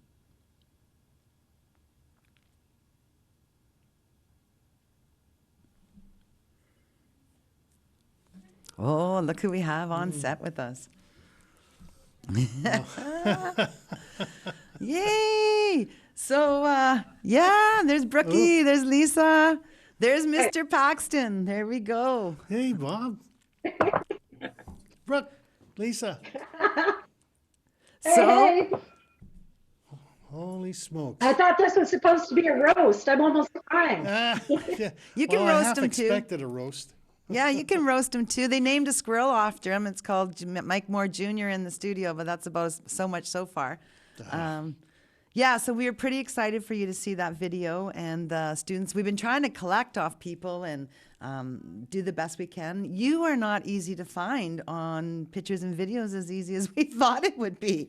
And that's why I went behind the camera. Yeah, Right. and I have to give Dorota a good kick in the butt because I haven't heard back from them, but he was supposed to go searching for me, and he had done one search and had come up empty, but Steve Yeah. always has the classic to start us off with the Black Squirrel commercial spot. Yeah, that's about the only time I ventured into front of the camera, so in a professional way. Even that wasn't really professional, was it, Steve? Are we talking Black Squirrel, the store? Yeah. Black Squirrel? Yes. Oh, you'll have to see That's that. going back. Yeah, they're modeling. It was one of the first shots in that video, but they're modeling like, dress pads or whatever it is. Yeah, And it's suits. Steve and Mike. And 30 years later, like Steve's saying, they're sharing an office. Go ahead, Steve. I have no idea how they talked us into doing it because Mike and I are definitely camera shy when it comes to that material. But, my very first job in the industry was when I went up to the Hill and worked at CKPR in 1978. And that's when I first met Mike. And then when we went on our own separate directions for 30 years, we were both hired on here 12 years ago, pretty much in the within the same month. And I've been sharing an office with him, and I tell the students, don't burn your bridges because you never who else you're going to come around with. But it's been such a having him as a co-worker and working has benefits in his technical knowledge and helping me solve certain things. But what's probably the most fun is the debating. Mike and I approach things from different ways, and we may agree or disagree on certain things. We'll come to an agreement, or it'll be, Mike, that's your class, you do it your way, this is my class. So I respect his ways and approaches. But I really enjoy the debates and the discussions about going forward. So that's my side. So Yeah, I'm really going to miss working with you, Mike. Yeah, I'm going to miss the whole crew too. And in regards to arguments, it's always have a scotch afterwards and forget it, right? Yeah. Friends forever. Exactly. So Bob, your mic is muted. Just a second, Bob, if you could unmute your mic. Yeah, there you go. Maybe you'll have some time to have a couple of drinks with me now. Well, yeah, like the last email we had, it was like, let's see, COVID's kicking the heck out of everything. So maybe when this is all over, we'll sit down. We said coffee in that email, but I think it should be a little bit stronger than a coffee. It's going to be something in the coffee. Yeah. It's definitely something in the coffee. Special coffee. Bob, tell us how you know Mike. Give us some of the history, and then Lisa and Brooke, He you're going to tell about your He escapades. started way back when. And he was probably had a few 505 clubs. Yeah, you know how we had Thirsty Thursdays at the college? We had the 505 Fridays. Yeah, Fridays, Yeah. 505 and on deck. There was a couple of them that lasted until 5 in the morning. So we used to drop Mike off after the 505, and he had to work in the morning. We sort of arranged it that happened that way. There was one time he met Rick Smith in the coffee lounge. Care to go on with that, Mike? Oh, I bounced Do the it, tennis. embarrass him. Yeah, I was down there. I guess I was still a little bit tipsy, and I bounced a tennis ball into his Tipsy, coffee. I don't know how it do it. You know how you play Pong? Well, I bounced that thing off the floor, and it just flipped over and landed right in his coffee. It's swoosh all over the First place. meeting of Rick Smith. Yeah. And he was big. He was big news to us back then. He was like the head honcho of On Air and One Man's Opinion. This is the Rick One Smith man's show. opinion. Yeah. But there was a lot of days, time, a lot of fun. Yeah. Lots of time. There was some good times. There were Michelle and Steve, Mike, and myself. Summer games. Yeah, that was one of the biggest 1981 things in summer the TV's games. history. The CBC was on strike, and we had given carte blanche, and we went wherever we wanted, and our coverage was covered across Canada. Yeah, it was cool. Fun times. Absolutely. Brooke, Lisa, come on. There's got to be some roasting, some stories here that you can share. Okay, well, you know what happened with me is I was at work. I planned on doing this from work. So I did still have a few things scratched down here. So I'm just going to stop my video because I've been going in and out today while I chat. But can you hear me still? Yep. We can. Okay, so greetings, my friend. So as mentioned, I left my notes at work, so I'll be somewhat shooting from the hip. But when I heard about today's event, of course, I wanted to be sure I got in on the opportunity to say a few words in the kickoff of the official Mike Moore grieving and celebration retirement process. I plan on getting in on a row somewhere along the line, but for now, I will keep it short and sweet. I wanted to be sure I thanked you for being such an inspiration to our students and for making the college a better place. There's not a person I know who can say your name without smiling. And yours is truly a career to be celebrated. Where most make a ripple in the lives of others, you have made a tsunami. Brooke, you need to mute. Oh, sorry. When I was reflecting on the first time I met you, prior to that, you were the legend Mike, who could fix anything. Like really met you. One of my favorite memories was the day you were hired full time. I just remember Michelle and Gail being so proud and excited. I may have even smoked a cigar and I had a glass of scotch that day too. It was that momentous. It was like they were first time parents and they had twins, you and Steve. And oh, the hopes they had for you two of bringing back the Kavorka of the broadcasting program.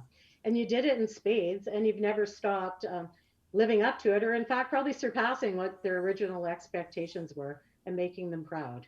Good hires like you two just don't come along that way anymore. So it's been a pleasure working with you and watching you inspire students on a daily basis.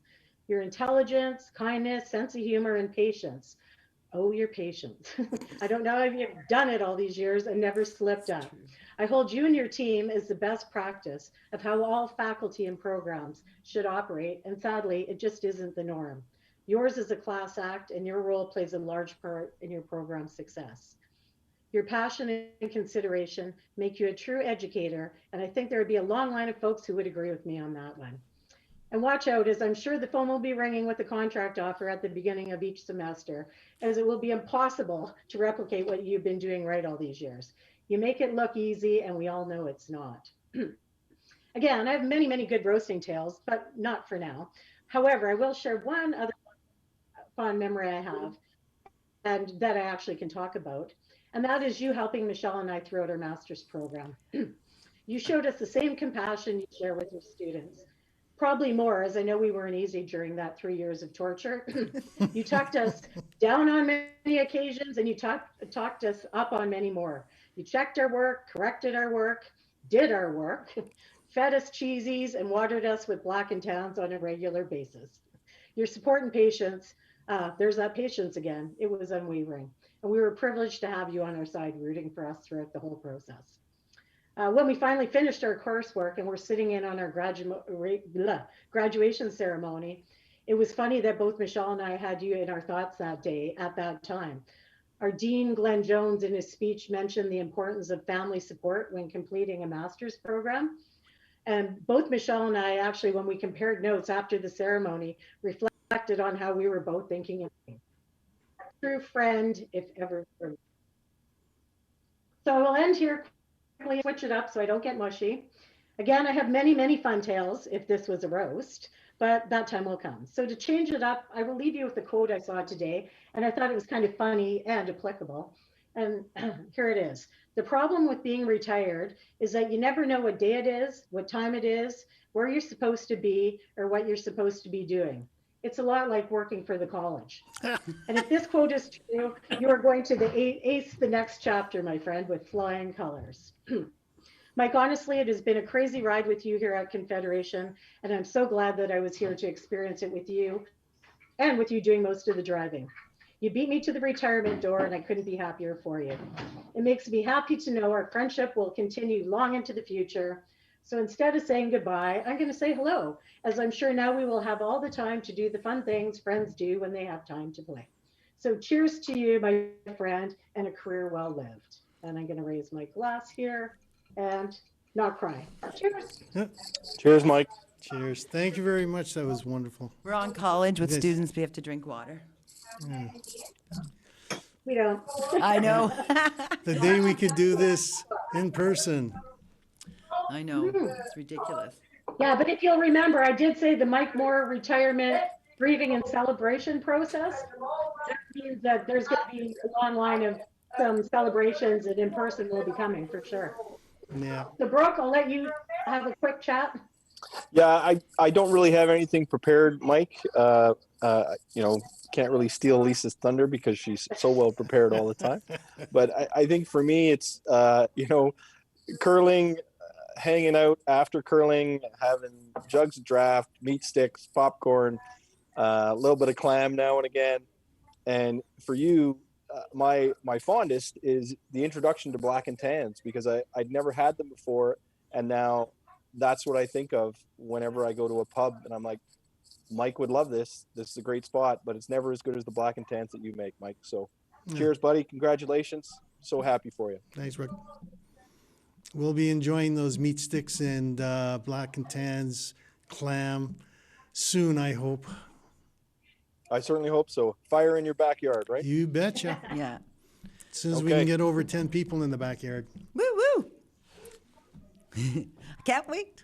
I love the fires. The students are waiting. We've had 2 fires already planned for Mike and with students in wrap up, and we're just about there where they're like, you can have 10. And we're like, okay, we can do this.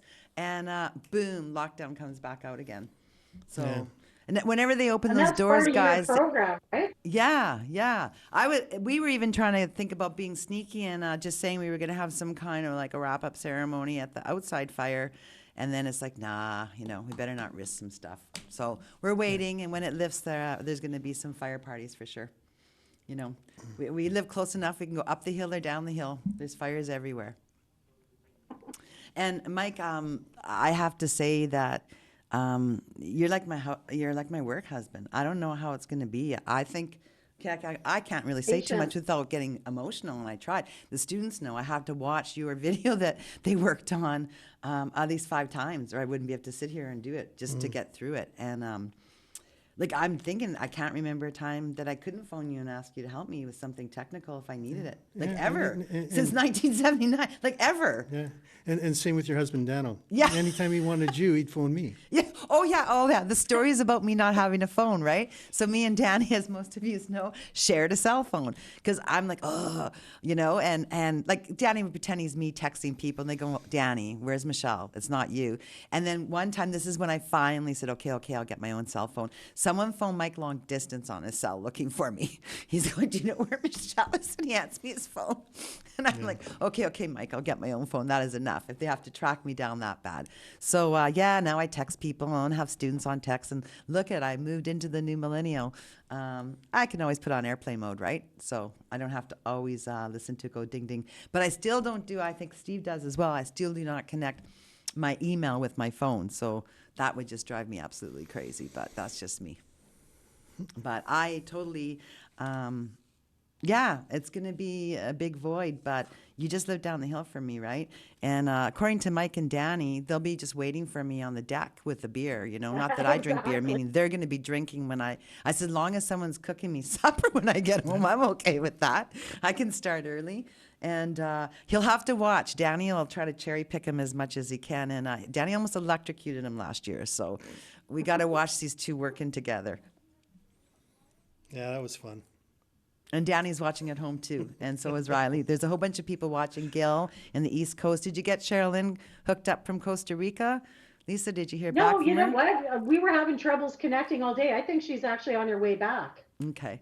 And I know the Murdochs, Stu and Gail, wish you the best. Gail was texting me earlier, just saying she was in a hard time getting on. She asked if we were down. She's like, oh, no, are you guys down? I'm like, no, we're rocking. What are you doing wrong? So I sent her, if Gail's listening, I wasn't sure if she was doing something wrong, just had the address wrong. Laura, who's also listening to this, and Laura and Carol and JoJo, if she's off work now. Your fan club, Mike. Yeah, I sent Hi, them everybody. a how-to video so that they could come through. Laura, because Laura just has her phone, right? So Laura should be listening to us too. And the girls can't wait to party with you, Noreen, more. And they're couldn't be happier and well-wishing. And Laura, one of the long ones up there where Laura giving you a well-wish. And your friends are ready to rock and party. And and we got Bob. I thought, who's the first person, the longest knowing of all of us? Bob and Mike, and it's been a pleasure. It really has. It's been an honor to spend time with you like this. Yeah, Bob was my supervisor in Telechini when I started at the station, way back in '75. Yeah, you got your fingerprints on slides. Did you have to give him poop there, Bob? He was so unorganized. When he was in mass control, he would never be ready for a break. Oh, Mr. Mike, you got to tell the students more. Tell them more, Bob. Well, we used to have these slide commercials with carts. Nobody would know what those are nowadays. But you'd have 4 or 5 slide commercials in a break. He would never be ready for it. You'd see paper flying, carts grabbing out of here. But somehow he still got it all in. Best break was the McCartney break. Yeah, you used to have about 5 different slide commercials, and you had to hit network so you get the the dong at the top of the national news, and he'd still do it. All this mess in front of him. Yeah, I'd be loading the slides as they were going on air, putting them in the drum. Yeah, yeah. Well, he still has a messy desk, but I can't really complain because I think mine's messier. Steve will have to attest to that because of the three of us, and Steve doesn't have perhaps the neatest desk either, but he looks like a wonderful around our desk for sure. And Mike, as you saw in the video of him underneath the table, like that was for prepping for this show, right? So right to the last minute. And today and the students, they laugh too. Mike's looking at Gagan had a slide up for the show just to say stand by, final DMP show coming, really cool. He had up there, and Mike's looking at it like there's just something wrong with this. So here we are, seriously going to air in like what 45 minutes, Gagan, an hour, about that. He's like, Gagan, go fix it. Upstairs, Gagan goes, and I'm like, what is he doing? I'm saying to Steve, where's Mike? What's he doing now? And they're like, so Putfree comes in and says to me, he didn't like the graphic. Something was wrong with the graphic. I'm like, what's wrong with the graphic? There's nothing wrong with the graphic. I look at Steve, I'm like, what, right? There comes, and it all got done though. And even like today with Adam Scaff being sick, not his grandfather dying, that was Adam Whitney, and I apologize for that mistake. I felt really terrible that Adam wasn't gonna have any video in here. And I'm like, oh my God, he just won the Shaw Spotlight first place for his PSA. Why don't we run his PSA? And I'm like, oh, it's too late. The server's down. Like, we're going to air. Well, what? Oh, no, we were on air. I thought about it while we were on air already, and the students were doing their first part in here, the 2021 cohort. And Mike's like, Putfree and Mike are like, we could do that. Okay, let's do it. And there it was. Seriously, 5 minutes later, we got to watch stuff from Adam. So the magic of behind the scenes still amazes me. I'm nowhere technical guru like you. And I know Steve has learned a lot from Mike too in these last couple of weeks with the remote unit. We've been using it as much as we can this semester with the students. And when Mike unfortunately was sick there in February, which most of his friends and family know, he wasn't here. And we had this big thing to do with the art gallery fundraiser at In Common. So it's the first time we're taking this remote unit, first time we're doing a cooking show, first. And this is Mike's baby. It's not mine and Steve's baby. It's not what we have been doing. And it was like, what the hell are we gonna do? And like we had to call in Chris DeRoda, we had Gary from RIT, Steve was with me. So it took 3 people to replace Mike. And the kids have to do a comparison budget in their corporate class. And Putfree said we went over budget because it took 3 people to replace Mike. So you need to know that. And that was discussed today. So many hands make for light work, but with you, Mike, your hand is a lot of hands. So thanks. We're going to have a tough time. I'm sure Steve's going to want you on speed dial if we do anything in the future with that remote unit. That would be nice if you could. But yeah, to be like, Mike, what are we doing? Mm-hmm. Yeah. I don't think he's going to want to give up his phone number, so. He's going to change it and make it unlisted. Yeah. Any final words for you, Mr. Moore? No, retirement was a bit of a challenge to decide on doing, but given the circumstances that we were faced with, I thought, well, I had planned for 2021 to retire, so I thought it was time to go, and I'm kind of overwhelmed by the, I guess, what you've done today. I never thought of me as being that important within the program because we all work as a team. So this is kind of a pleasant surprise, and I want to thank everybody that put this together, and Bob and Brooke and Lisa to come on, and the comments and everything that you guys have said really make me weepy. Yeah, he was weeping up there, guys. And as he had his head away from me so I couldn't see him. I kind of think of me and you and Steve as a tripod, and I don't know what happens when you take one of the legs away. So me and Steve are going to learn how to hop along in the next little while, and I think people have been asking us, what are you two going to do? And we don't have any bloody idea yet, but whatever it is, we're going to hop along, but we'll be okay, eh, Steve? Yeah, I'm only a phone call away, and I'll be on my deck, and I'll have some beer for you. Yeah. As long as you got the Coke Zero and rum, we know where your deck is. and we know how your fridges stock, so we'll be there with you. Yeah. I told. Hey, Mike, do you remember when Rick Henderson, when he retired, he had a saying because he was upset when he left. And he said, you know that when the gas company says, call before you dig, his line was, dig before you call, dig real deep because it's going to cost you. Well, any final So words? hold out, and I'm sure they'll be calling. Yeah, thanks everybody. It's been wonderful knowing everybody here, and we'll continue on with having fun throughout the years. You know. Yeah, to the next 40 years. We're gonna rock it. We're behind you. You know, you've got to lay the pathway for me and Lisa and Steve. Like, what does retirement look like? You know, because we don't know yet. Brooke, you got a long time to go. You're such a puppy. You have to wait. We'll all be 10 years retired before you get to join in. Eh? Or no, the little bugger will retire before us. Bob, how's your retirement going? I've been in lockdown ever since, so it's been boring as heck. That sucks. Ever since September 19th, I went retired. When did we get locked down? Following March. Done. I'm teaching my grandson at school now, so that honey-do list gets longer and longer, Mike. Oh yeah, I know for a fact that somebody's got a honey-do list coming for me. So. Oh, Noreen and Kenora for sure. Yeah. Oh yeah. And what's that machine you bought? The more you take off, the more to put on. You're going to be picking up a contract in no time. What's that machine that you bought that you have that you're all excited to go May long weekend? Machine. What'd you buy? It's not a quad. Oh, the Argo.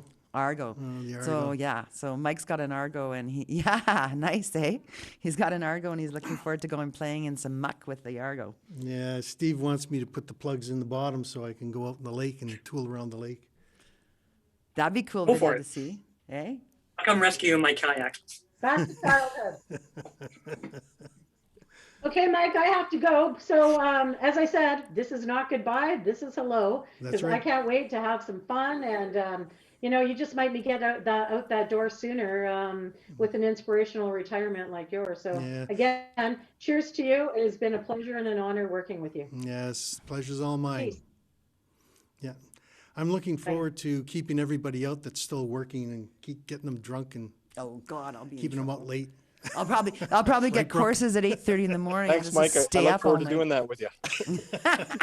I know. I'm thinking the same thing. I hope I don't have any morning classes. God help me. For you guys, congratulations, Mike, and welcome to retirement. Yeah, we'll be talking soon, Bob. As soon as we can get together. Sure can. And Michelle and Steve, class act as always. And students, you never, ever, ever underperform. Again, amazing. Thank you. I can't wait to watch your video in private so I can get weepy. Thank you. Yes. And so thank you very much. And this has been our special faculty segment. That's all about you, Mr. Moore. It's all about you and your retirement. And Poof Free and those guys are watching it. Gagan edited that for you, and it wasn't finished. We were still waiting for some things from people. So when we were outside talking today, when I went for my vape break, they were watching the doors so that they could watch the video completed as well. So we've been sneaking. And Poof Free thought I almost blew it when I mentioned the word retirement today. And he said, oh, is Michelle going to say something? And it's like, no, I was just talking. So I think we're kind of glad the segment's done because we were a little bit, oh my God, what if he looks in the server? What if he does this? We didn't want the video in there till the last minute. I was in the server and I never even thought to look to see if there was anything in there. He probably would have named it. I'm sure Gagan named it something different. So I think it's called the special segment. And Brianna came up with the idea that if you asked what that segment was, that the reason we all couldn't see it was because it was about all of us. And so everyone's got a backstory ready if you were asking too many questions or getting inquisitive. And I don't even know if Gagan had it on the server till today, to tell you the truth, but I'm not sure on that. The next segment, though, coming up is the alumni segment. And there's Mark Doucette, one of our alumni. So we're going to start our segment. He's in the waiting room with the video. And so let's play the alumni video. Woo woo! I have not seen this one.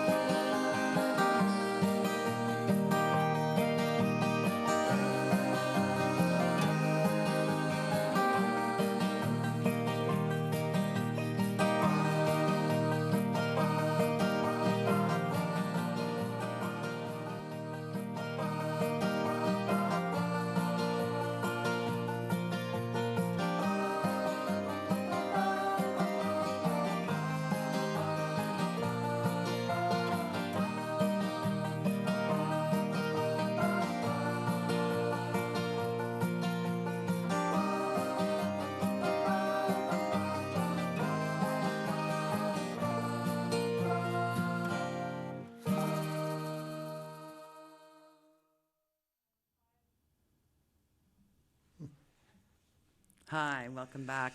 So so anyone who's not in those pictures, I apologize. The alumni pictures we took from Murray at the college, we were able to get some. It was quite an interesting story because Vinay was editing that, the producer of the show today. And so Mike got them, only could get it on a PC, so we had to find a PC. We all use Macs nowadays, at least here at the program. And so that's the only way we could get it. And then Mike got it on a jump drive for me, and Nikki's looking for them so she can put them up on the alumni site and everything else. And so we give them to Vinay. And that's the end of that conversation, right? Vinay, put this together. We want this piece to lead the segment. He phones me and he goes, there's 1,100 pictures. If you want them up for people to see, that's the whole half-hour segment. What would you like me to do? And I don't know who any of these faces are. And I started laughing. I don't know half the faces either. So of course, Mike stops by and he says, okay, I'll show you a shortcut. You're going to lasso here, put it on the screen, say, stick it over here, do this, do that. And I'm like, oh, okay. So I start doing this, and to pick pictures. So I literally would go in the years and try to grab some that looked good, because the quality in some of them were great, right, as we could see when we were watching. So I hope that I shared enough with everybody. And the other part that I got some off the Facebook that Nikki had. So some of the pictures were there. So really, that was the two places that we did, right? And so it's just awesome. So we have two of the alumni with us. We have Shelley Gesso. Is it still Gesso, Shelley? Yes, it is. Okay, and Mark Doucette. And Mark's also Hey, been how on you our doing? advisory before, and he's back in the Bay. So welcome, welcome, welcome. Like I said, a bittersweet day for us here at the DMP studios. It's been a fantastic ride for sure. And it's just great to have some people. So welcome to the show. So let's hear from you guys. Where you been, what you've been doing. Give us some of the insights, and maybe tell these kids what's ahead for them in a wonderful life of media. Go ahead, Shelley. Mark, do you want to go first? Oh, okay. Well, I'm originally from Thunder Bay, so I took the broadcasting course 2 years. After graduation, I actually worked for Magnus Theatre in Thunder Bay and did a lot of lights and sound and styling of wigs and costumes and carpentry and all sorts of things. And then finally, I moved to Thunder Bay Television, where Michelle was my boss for a number of years in the creative department. And at a certain point, I started thinking that I might want to move to Winnipeg. So I took a week off work and I came out to Winnipeg, and I just phoned around and said, hey, I'm in town. Is there anybody there willing to meet with me? I'm looking for a job in your creative department. And a bunch of them were gracious enough to offer me an interview, even though they weren't hiring. So I did that, went back to Thunder Bay, and then the phone started ringing. It was probably the best thing I ever did, because I got 3 offers from 3 places in Winnipeg, none of whom were hiring. And I ended up going to CTV, and actually at that time it was called the Television Marketing Group, and it was Global and CTV combined. They shared a creative and sales force. So I would move from Global to CTV sometimes throughout the day. And I was there for 12 years. And now I've been with APTN in Winnipeg for 5 years. And I have to say, every place I've been, I find college grads. They're everywhere. Yeah, they are. Confederation brats and rats and DMPers are everywhere. And we have a few at APTN. And I have to say, APTN is probably one of my favorite places to visit when I come. Last time I went was when Damien Arthur started. And so I went and did the tour and met with everybody. And Vera Hooley from Communication is supposed to be joining us. She's on our advisory for the next segment for our final piece. But I have to say, Shelley, and I'm sure you'll agree, it's got to be one of the chillest, most relaxed, friendly environment, at least my perception of it is. And I have spent like a full day there with certain individuals just hanging. So I don't think that it was all show. Like I think I got to see behind a bit, and I always thought it's a pretty cool place to work. And it's located right downtown, so how sweet's that? It is, and I've been at home since March. But no, it's not for show. It's a very good place to work. I'm curious what Mark is up to.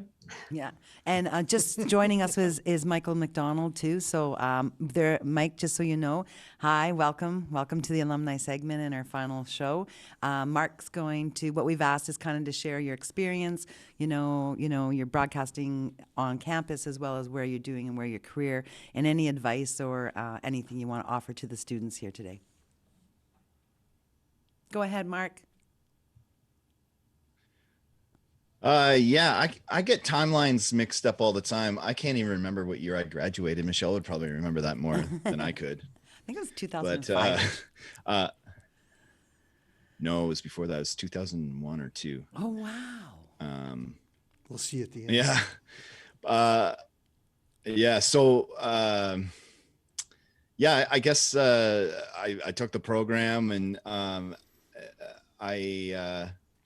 watching the slideshow kind of made me think that, like, I've had the wildest experience in the last, I don't know, 17 years or whatever it is in the industry of doing kind of, what I wanted. I've traveled around the world. I've worked for Global National. I was a freelancer in Montreal. I've traveled with the Prime Minister. I even saw some photos of people I didn't even realize that took the program. It was Robin. She's a shooter for CTV in Ottawa. She was a picture of her and Danielle Imagine, who's now I worked with in Montreal, and she's I guess last time I saw her, she was doing Prince Philip's funeral. So Wow. It's kind of crazy to see all this.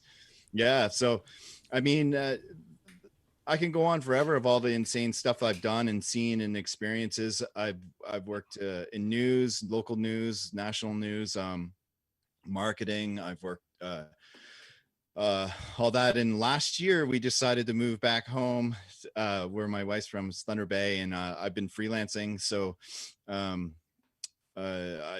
done work with APTN since I've been here, I think Global National, CBC National, and I never would have thought those 2 years of taking this program would have led me on this really cool journey of flying around the world with the Prime Minister, or going to conflict zones with reporters. And some of the best coffee I ever had was during the uprising in Ukraine when they overthrew the government, I think 5 years ago.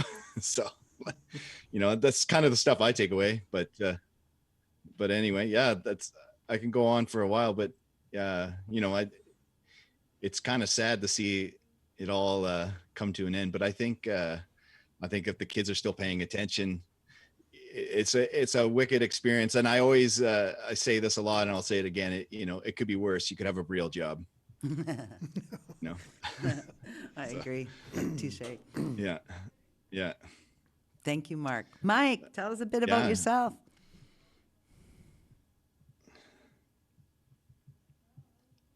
Oh, Mike, your mic's not on.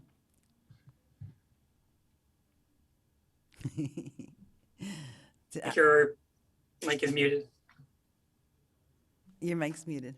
Oh.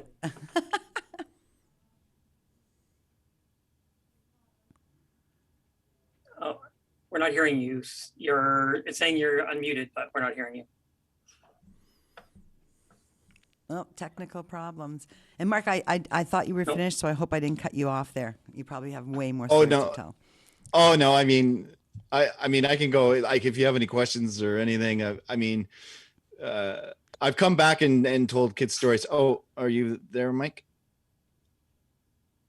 No, I'm not hearing it. Bummer. We'll get him on eventually. They'll work it out. You guys, as we're doing this is, imagine trying to teach online. I have to say our experience, and fighting to get people, not fighting, our deans have been really well, not so much with them, honest to goodness. Like, our students are on campus, and if you watched earlier part of the show, the first segment was them sharing their content from this year, and it's been unbelievable what they've been able to do with all the restrictions. I'm just so proud of them. It's just been amazing, and putting this show together for us has just been awesome. Yeah, we kind of left this show up to them. Yes. Which was nice to see, because as a final project, it's like the accumulation of everything they've learned. Now I'll show you, if you show us, did you learn it all? Yeah. And I think they've done a very, very good job. Proof's in the pudding, as they say. Yep. Mike, is your mic working? I don't know. You tell me. There you go. For some reason, my computer mic wasn't picking it up, so I grabbed this thing and hooked it up, and now you can hear me. So that's that classic broadcasting problem solving at work. Yeah. So yeah, what We just I was wanted to telling say, you, maybe tell like people who you are, a little bit about what you do, and any kind of experience you want to share, either in the work or in the program. well, I'm from the class of 2005. Just got my first TV job 15 years after after graduating. Spent most of my career in radio, and a TV job came up in Sault Ste. Marie of all places with CTV Northern Ontario, and that's where I'm at now. Good. This is after a lot of stops. Started off in Thunder Bay at TBT and CKPR, Rock 94. Moved down to Owen Sound, was working for Bayshore Broadcasting, their heritage radio station, CFOS. Worked in Aurelia, worked in Barrie, worked in Windsor, worked in Toronto for the Canadian Press for a few years. Tried something else, went into communications for a few months, didn't work out. So I'm back in broadcasting where I belong. Got the And I face would and the say, voice. Yeah, I used to say like, oh, I went to school for TV and ended up in radio. What does that say about my appearance? But no, it's I was really sad to hear that the program is shutting down. I mean, the college. It was a great program. I mean, look at all the success. Look at all the people that have graduated from the program, and how well they've done with their careers, and all the different directions that we've all gone in. And I remember everything about it. I remember the first time appearing on camera for a news piece. I'm convinced it took a year off my life. It was so stressful. I'd never done anything like that before. And I just remember the floor director saying, "Oh, good job. You did that all in one take." And I put my hands up like this, and they were just soaked right through. And I took off my suit jacket, and my shirt was just drenched. I was just under the lights and the camera and everything. I was so nervous. And now, I mean, it's after all this time, I mean, I could just step in front of any microphone or any TV or any camera rather, and get the job done. And it was all because of the training that we all got at Confederation College. I'd be remiss in not mentioning Nikki is really a driving force in this program from the beginning, and making changes when we split up from radio and television, and actually brought in multimedia, and she was a pioneer for that. She's always been a pioneer and a friend of ours and supportive. Mm-hmm. And I was hoping she would be joining us today for this segment or the last segment, but if anyone knows anything about Nikki, she loves her dogs and supports dog rescue. She was the driving force behind all the Northern Reserves, having neutered and spayed get up there, all volunteered free. Now they have a corporation where they can get donations and help with that. She's just always, I think every one of us can say how she's touched our lives in so many different ways. And unfortunately, Cedar, one of her rescues, was put down this week. So I don't think we're going to see her, but I hope we do. And I think I want to say, hats off to her for all the good work she did to get us to where we are too, yeah. Because she groomed me absolutely, and always believed, right? I always remember her saying, what are you afraid of? And, and I'd be like, oh, I'm so scared about this or doing this. And she'd say, if fear is the only thing you need to worry about, you got it made, girl. She always had a way to make you just get over all those fears, right? And instilled in that confidence with me so that I could be that person with our students, and showed me how much empathy and support went a long way. And I think we can all attest to that. We've all been touched by her. It's a good run, right? And if you are an introvert, and hey, Steph, if you are an introvert or you're someone who doesn't like the camera or whatever, this program kicks that out of you, right? You're just gonna do it, and it's just gonna happen. And I see that even now, like every year, it doesn't matter what group it is. It's like, no, I don't want to do that. No, I don't want to do. I'm behind the scenes. And then 2 years later, the behind the sceners are in front, and the front cameras are doing editing, and it's like you never know your passion. And I think the thrill of both the broadcasting and the DMP program is that there were so many things that you were introduced to, opportunity to develop any skill you wanted, and be on whatever team you wanted to. Go ahead, Shell. Oh, I was just nodding. I fully agree. I kind of think, you come out of that program like the Swiss Army knife. It's like, I can do this, I can do this, I can do this. And it's really, really helpful starting out. I mean, I started out as a writer-producer, and certainly in Winnipeg, you'd be on a shoot and be like, oh, okay, well, we need a body in a ditch. Okay, well, I'm the writer, but I can also be a body in a ditch. I can also operate the camera. I can help with the sound. Oh, you need a voiceover? I suppose I can do that too. Whereas I've come to find that graduates from other programs are a little more streamlined, a little less inclined to sort of get dirty with some of that extraneous stuff. And I think that's a credit to the program that we came out of there so willing to just kind of do anything. I'd like to welcome Steph. She's new I still here. won't climb ladders to set up lights, though. You won't climb ladders, eh? Still not climbing ladders? Yeah. Stephanie Reed just joined us. She's also on next segment. It's funny because our advisory council is usually alumni. Like Mark's been on our advisory. Steph, the last one we thought we'd ask the advisory to do their final wishes for us, but it's thinking about it when we put the format together. There's a big crossover in those two groups for sure. So welcome, Stephanie Reed. And what the alumni here were sharing, Steph, was just their what they're doing now and kind of where life has taken them. Yeah, I've been watching along. I like Shelly moved to Winnipeg after graduation. I did my internship out there and worked out there for a few years in news and live TV, and then over the years, I sort of made my way back to Thunder Bay and got into the marketing world, where this education also helped me there.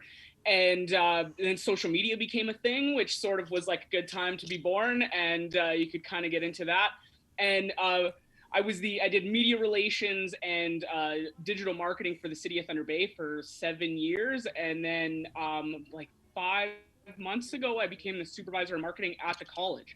So I was in, Michelle, I think you and I have talked about this. I was in second year in Michelle's first year full-time teaching. And then I came here as, this chapter closes. And so either I'm bookending her time here or I'm a terrible luck charm. But I've heard people talk earlier about lifetime friendships, and like I can't speak more to that. Some of my life's greatest memories are the 2 years I spent there, or things I've done with the people I met there. And so some of my closest friends, I'm from the class of 2001, so it's 20 years ago now, which is hard to believe. I know I only look 25, but it's 20 years later, some of my best friends in the world are the people that I spent those 2 years in broadcasting with. It's just been, and being here now at the college, it's really, it's just really neat for me to sort of get to see the students here now. I've had the opportunity to sort of get to know this year's cohort a little bit. I've had them working for me, making virtual tour videos for the college and things like that. So that's really cool to sort of have my part sort of transition into getting to know the current students and seeing how the program has changed over the years, and getting to work with Michelle and Steve and Mike after, having them teach me things. And so it's just been really great for me. I think that's kind of it. But so I'm sort of one of those people who I worked in the industry for a short, couple of years, but was able to take this education and sort of turn it into a totally different career. And, you watch that video with those alumni, and there's a lot of famous faces in there.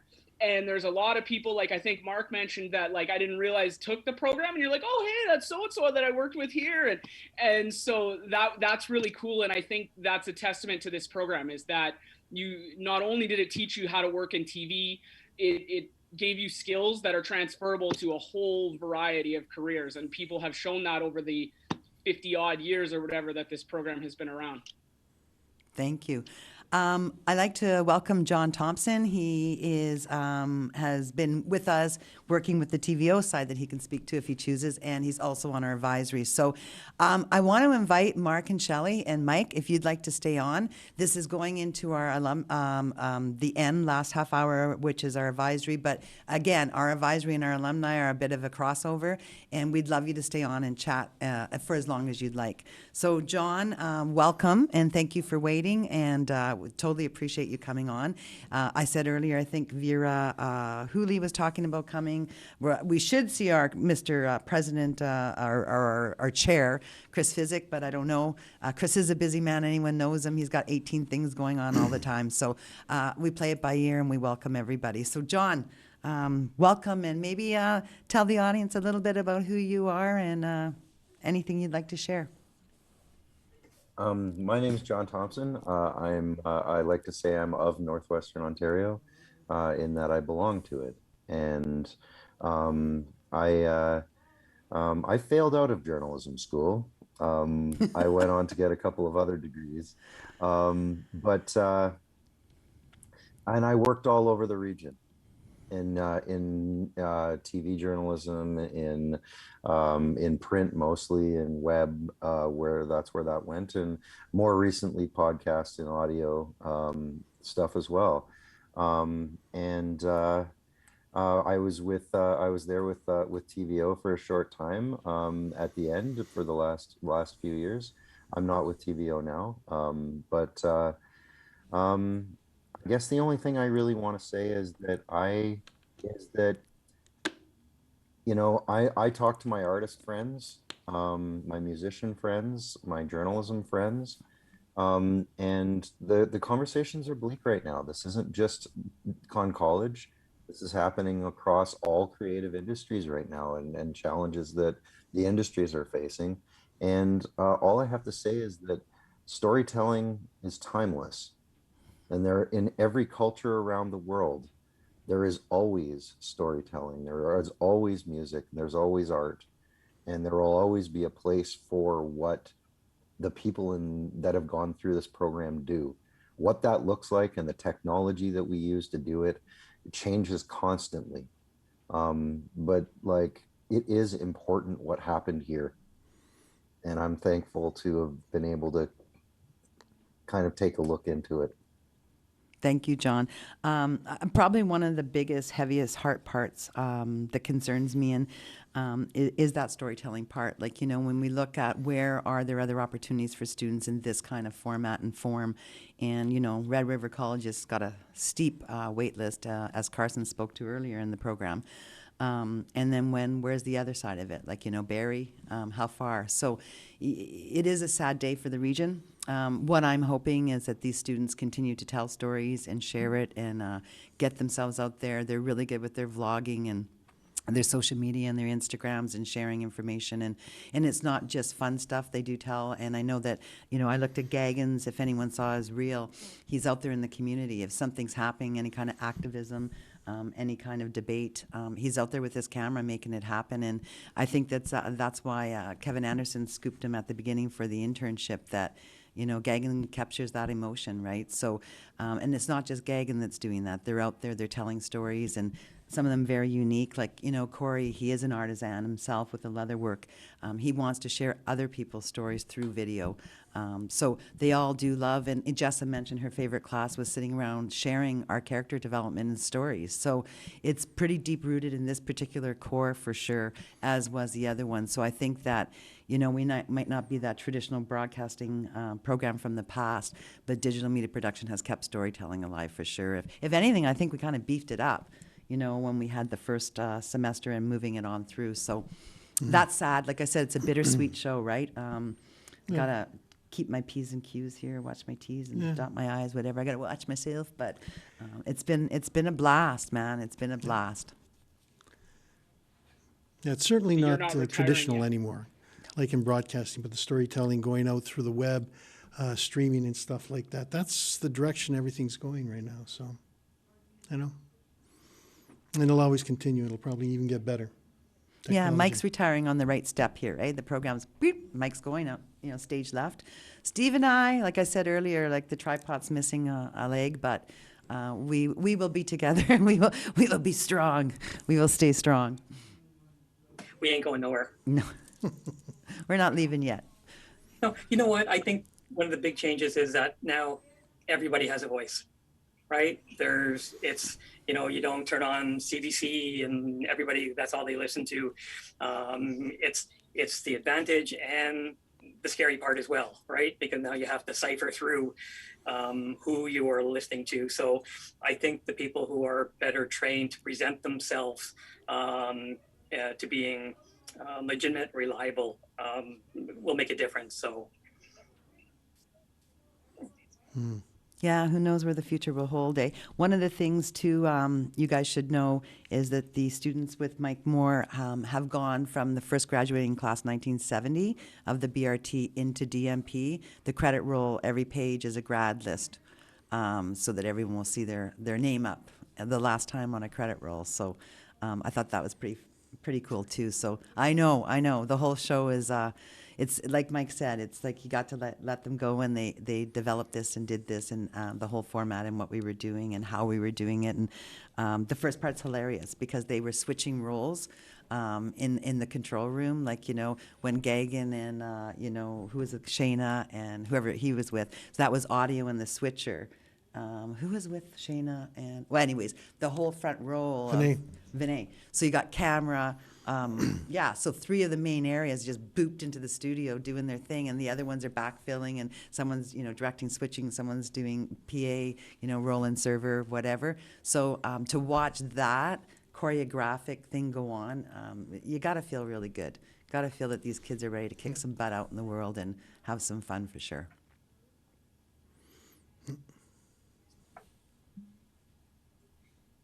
Their stuff is like supremely impressive.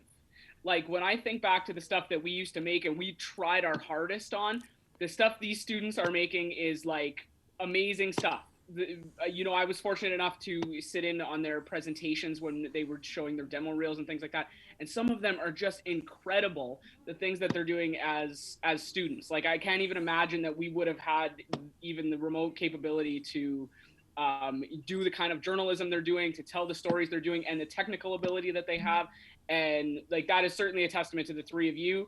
And certainly the technology and the skills, and everyone can do it and all of that stuff. But it is the 3 of you in this program, and they should all be super thankful that they had the opportunity to have this experience with you.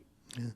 You should probably thank the college too for supporting our program when we renewed it. Oh, we should, from Pat Lang. Let's start, we probably should, eh? We didn't have, we're not doing, crossing our T's and dotting our I's, right? No, but I have to say, Pat Lang, the first 2011, if somebody, Mike, you flew up for it. So the first time we had a different kind of environment, which has now been changed, Mike. So right here, the wall used to be smaller studios. You can see this table, which was a great debate between Mike and Steve building this studio. It's too big. No, it's not big enough. It's too big. Yeah, so we had some fun with it. But Pat Lang, before she left, made sure we had some cash to do this. And then when it was kind of antiquated and needed upgrading and wiring, Jim Matters stepped up to the plate and put some substantial cash on the table for us. So yeah, it's an amazing facility. It's wired for everything. Any communication that you can think of is probably possible.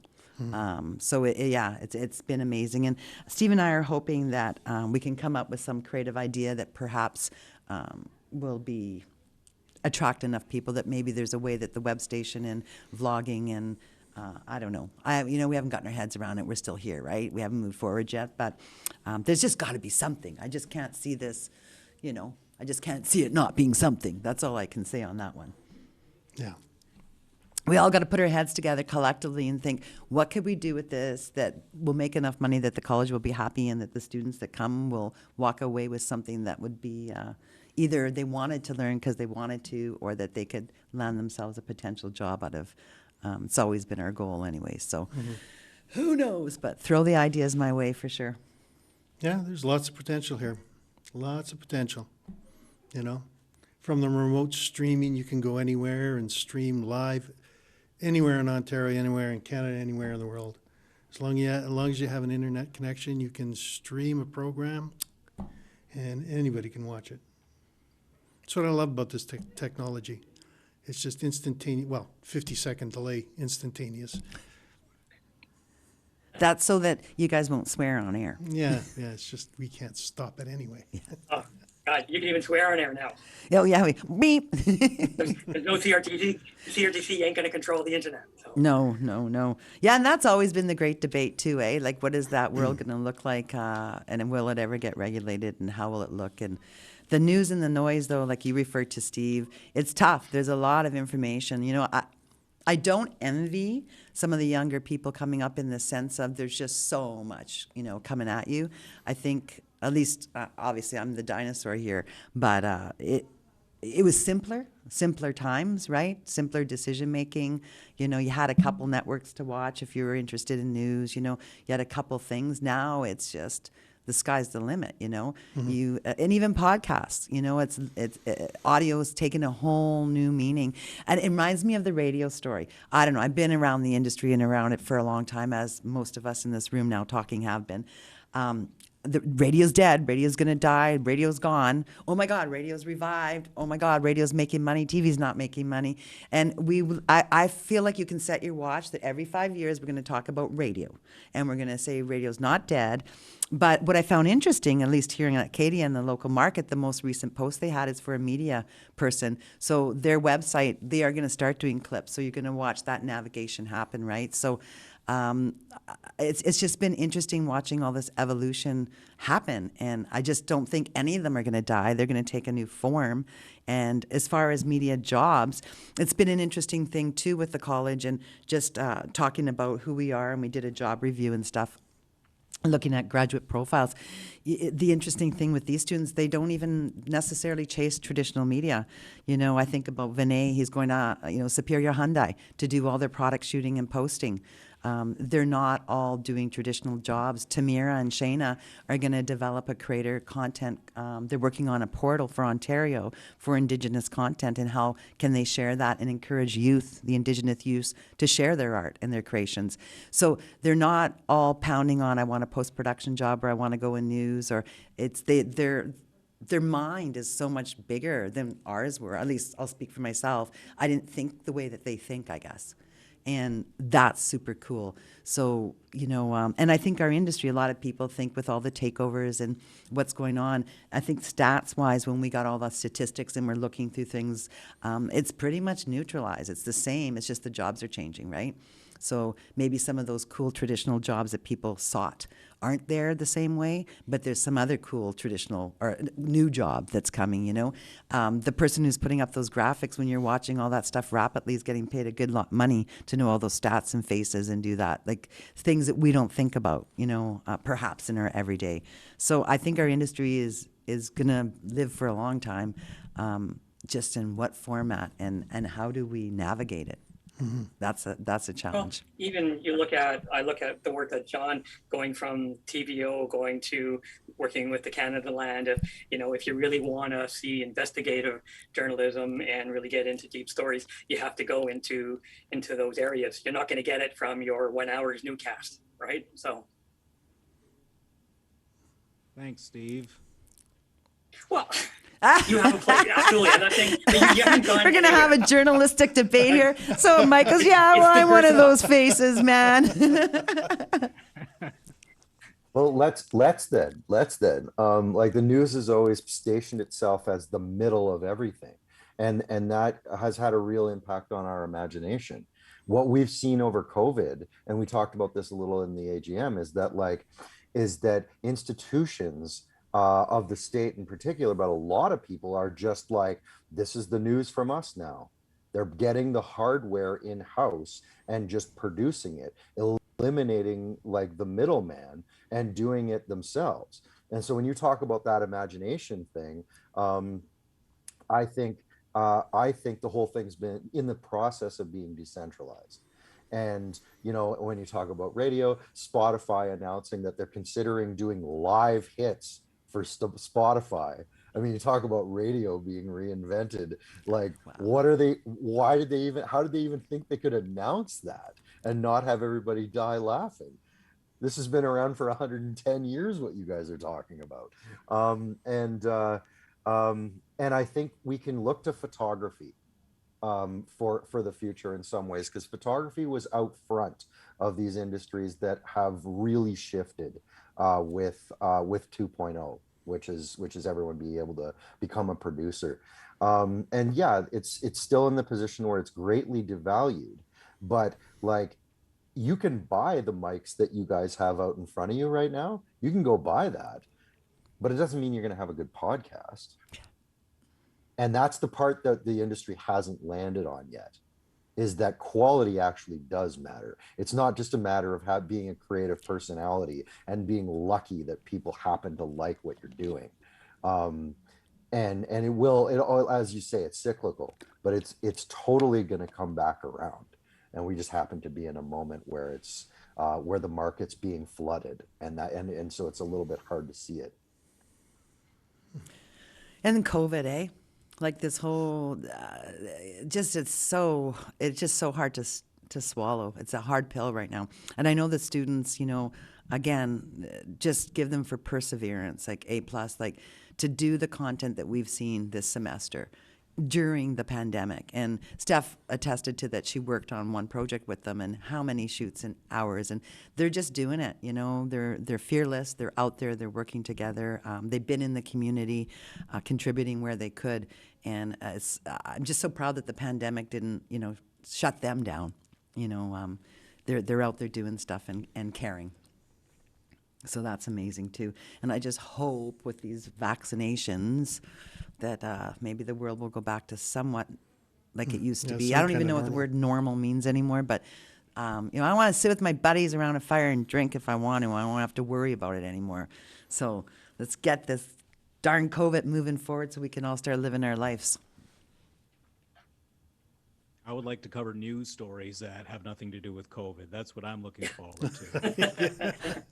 Because I mean, even when we're all sitting around, well, we don't sit around anymore. We're all working from home. So when we're having our phone conferences or Zoom conferences, you try to think of something to report on that doesn't have anything to do with COVID, because we're trying not to feed into COVID fatigue. But there doesn't seem to be any getting around it. If you find a fundraiser or an event is happening, you have to talk about the fact that it's virtual now because of COVID-19, or we're having this meeting virtually because of COVID-19. There just doesn't seem to be any way to get around it. And with the socially distanced interviews, that's even more awkward. I've got this 6-foot long pole that I have to put my microphone at the end of and hold it out, and I have to do an over-the-shoulder shot just to show everybody that we're socially distancing, just to avoid the phone calls. There's nothing normal about and this is the beginning of my TV career. Right in the middle of the pandemic. They gave me a week of training and said, okay, well, good luck, see you. Go back to Sault Ste. Marie, get us some news. It's been, I can only hope that when this is all over, the job will be a lot easier than it is now, and it'll be a lot more fun, I would hope. Yeah. Let's hope we can get back to fun. Certainly a lot more intimate. And the more intimate you can be, the better stories you can get. And I think that's, we're going to see it. We're going to see lasting effects. See, now we're talking about COVID, but we're going to see lasting effects of people's willingness to be within arm's reach, and emotionally as well as physically. And we won't be able to rush that process, because you can't speed up a relationship with anybody, really. And so, we are going to be, I think we're going to be experiencing this for a little while to come. But let's be deliberate about getting in close and intimate again as quickly as we can, as quickly as as is reasonable, because that's how we get to people's hearts. It is. I think about one of our students isn't here today, but he had done one demo reel that, as Stefan, Mike, and Steve have seen, entertainment, very much different, has a disclaimer running at the beginning because some of its special effects are pretty graphic. But it's interesting that he also then said, I'm going to go do that traditional news thing. I'm going to go out and tell stories in that way. And he went out with Vinay. The two of them went and they had interviewed the cheese guy. They're talking this and they're talking about the struggles, and we need to open up the city. We want the patios. And they just basically walked the streets downtown PA to see who they could find to chat with. Like it was like one of those streeters that, the people on the street that we used to do. And they came back like, that was fun. Why wasn't I doing this? So it's kind of neat. Even here we are, the last week of class, or 2 weeks, because it was 2 weeks ago we did it, putting together something like that, saying this is cool too. So it's just, they have pushed, I have to say. They've been out there, and the college, again, been very supportive in letting the applied programs. It's pretty empty here. It's kind of scary the first time you come back, because I was doing the online for a while in the beginning of September and that. But coming on campus at first, it's like ghost town, right? So it's kind of like weird. You think you're in some zombie movie and someone's going to attack you or something's going to chew your head. I don't know. Something's going to happen. But being on campus since I guess March in this Thursday class with Mike and Steve, it's also kind of fun that we kind of have the whole college to ourselves. So you know what I mean? Wherever there's something, is the glass half empty or full? I think that what these students have taught me is that with their perseverance and just how wonderful they've been this semester with the challenges they had, that the glass is half full, and we're about to fill it up, and we're just going to keep on pushing through, man. I do think COVID has sort of given an opportunity for digital media, right? Like to John's point that we're sort of being inundated and people are realizing that quality matters. I think COVID has only amplified that, right? Like we're all stuck at home on our phones and we're consuming content like 18, 19 hours a day, and it has to be good. People have had enough with things that aren't good. And so there's this, Michelle, you and I were talking about it earlier today, that there's all kinds of jobs right now that are, and John, you talked about it too, right? Like people doing things internally, that there are all these jobs to create content because these places have been trying to fill their Facebook page for a few years and you could kind of get by with it, whatever. But now all of a sudden you have to have like quality content every day and you just can't do that yourself, right? And so there's a whole new career path for people that just didn't exist a year ago or 5 years ago, or, and so like, it's sad in that sense to be losing this program because bad timing, beyond the storytelling, because that's a whole other issue. But just the like simple, not deep storytelling content that just needs to be like shot quality, have decent audio, and people that know how to do that stuff. All of a sudden, there's a need for that didn't really exist before. And then the storytelling is a whole other thing. I mean, John could speak to this a million times better than I probably could, but like he's made a career out of telling great stories. Podcasts are a thing that people are looking for, and we are in a region that has many stories to tell, and all of a sudden people are interested in the kind of stories that we have here, and there's an audience for them, and now we're not here to tell them anymore. Like that's the sad part, I think, right? But yeah, I think John said that in one of his emails. Yeah, absolutely, right? And I think it does sort of offer an opportunity for anyone who can sort of figure out freelancing and figure out independent journalism. There is opportunities here, and the internet offers that didn't exist when we were graduating. Like you got your job at CTV or CBC because that was the job, and we all wanted to go work there because that's where you had to go work. And it didn't even occur to us that you could like make your own thing, because you couldn't. Like, and my friends and I will sit around sometimes. We don't sit around, it's COVID, but like, and talk about how like, imagine if YouTube existed. Like, could you imagine if YouTube existed when we were 18? Because we were making good stuff and you just couldn't put it anywhere. and now there, you know, maybe it wasn't all great, but there's opportunities that just didn't exist. And even myself, like I built a career in social media. When I graduated, that wasn't a thing. Never even heard those two words beside each other. And now that's how I make my living, right? And so it's like a buzzword things now. are changing quickly. Absolutely. And there's just this group of students has a really interesting opportunity. And at the same time, it's very bittersweet for the region and for the industry going forward that this program won't be there to you know, sort of teach the next generation. Hopefully you guys will figure something out. Yeah, but I mean, Northern Ontario in general and Northwestern Ontario in specific, the political culture here in both Indigenous communities and non is such that the people are very conscious of the external command and being governed by remote control, being named and defined by other people. Like that's part of the culture here. And so if the storytellers don't exist here to be able to tell the stories that way, the population, not to say they won't stand for it, but they won't buy it. And so like I just don't see that lasting. Yeah. It's inevitable that people will come back. And so the grass will grow again. And that's just how it's going to go. The college is going to position itself in a way to take advantage of that as best it can. And like everything else that's happening, like, yeah, it's all important and all the details matter, but it's all background noise to that. Is that like you can't stop the grass from growing. All you can do is take advantage of it when it's at the length you need it.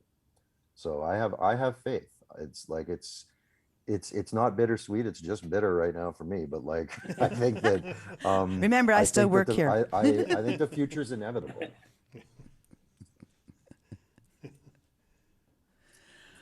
Well, this is the end of our show, which is sad. You know, actually our Dean Richard Gimel popped by and wished us luck and kick off the show earlier, and he said, "How long's your show?" And I said, about 3 hours. He goes, 3 hours live? I go, absolutely.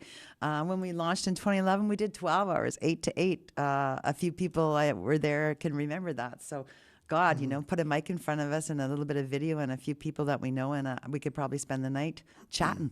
And that's what it's all about, right? Good people, good times, and good stories to share. So it has been an honor to have you guys on my advisory, to be an alumni mic and be part of this. You guys fought the fight. I thought we were logical. The numbers are soft. It is what it is. Again, you know, the tripod's getting a little bit separated with the retiree on the corner here, going to enjoy doing whatever he wants. And he's going to be a day trader his new job. He keeps telling me he's going to day trade. And I also hear rumors that him and Danny are going to sit on the deck, right, and just have good times. But trading stories, that's what the day trading is all about. Yeah, trading stories. Drinking over a nice cool beer on a deck. But Steve and I, we're here for a while. We're not leaving yet. So, you know, throw us ideas, all of yous out there watching too. You know, where's the demand? What's going on? It's this facility and some of the stuff we have that it would be really cool to see it go somewhere in the future. But in the meantime, there are other media programs here that we're involved in, so we're all good. We'll be fine. It's tough. It's tough to think about not all being together, at least for me, and not having, I don't know, our students. I'm going to miss it all. Any final words from, I'm just going to ask everybody to give a final word before I wrap up. Steve. First of all, Mike, I want to acknowledge the important role that traditional broadcasting still does and the roles that you do. So I think it's just, there's two different ways of approaching. So anyways, I didn't want to insult you. So I just think the 12 years that I've been here, both in the broadcasting program and now the DMP program, I am so proud of all of the the people that have come out of this program and what they're doing out in the world in all kinds of fields. So it's a bit of an end of an era, but again, that era has just started for our graduates and it's going to carry on. So it's been a pleasure working with Mike and Michelle through these 12 years, and from the advisory board to alumni that have been staying in touch. So it's been great. So Thank I you. don't have much more to say, but it's been wonderful. Thank you. Mike, Mike on the Zoom mic? Mike Zoom mic. Final words. Well, I'll keep it short. When I was in the program, the nucleus was you, Michelle, and Nikki and Rory, and I just want to thank the three of you for putting me on the path. I couldn't have done it without you. Thank you. And they thank you. John, it's definitely going to let you be last.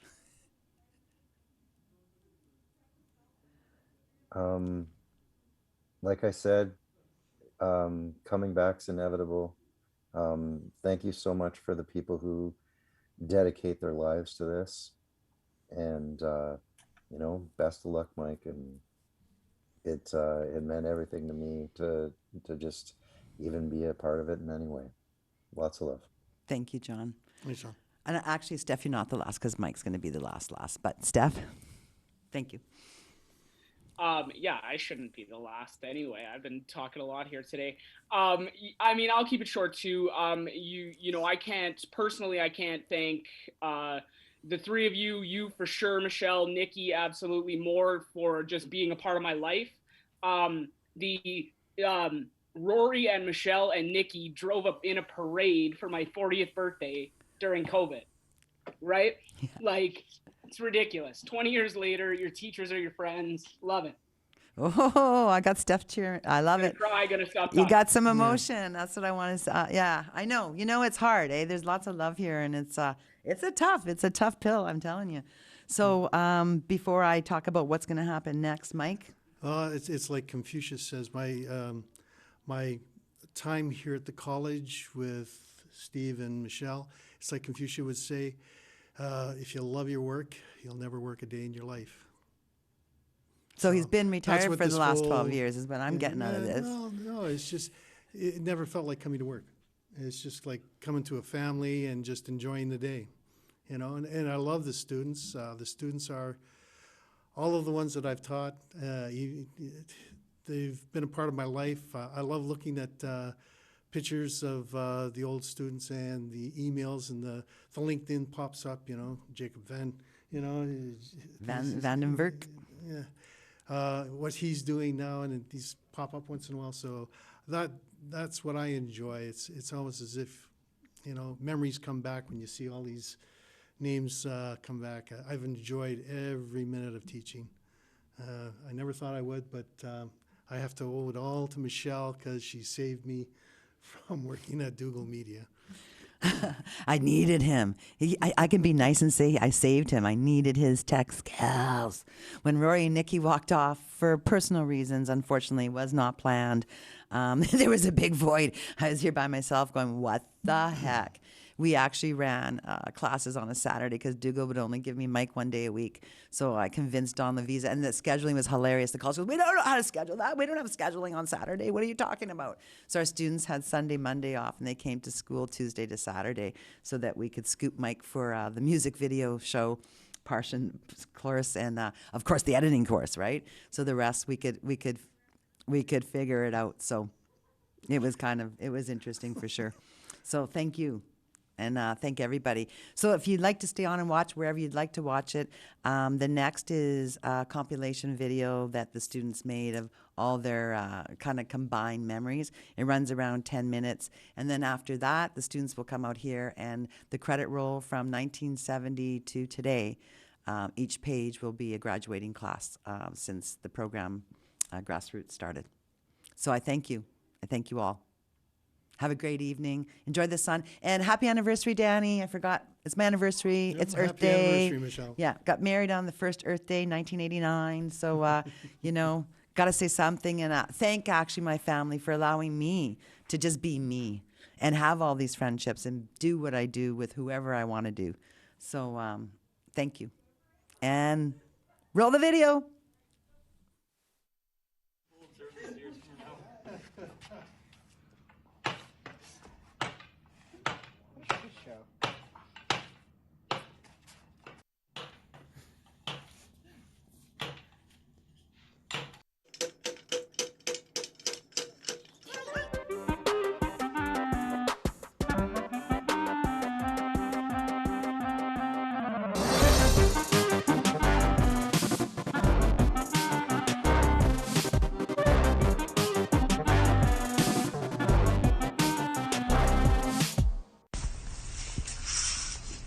Shadows appropriate?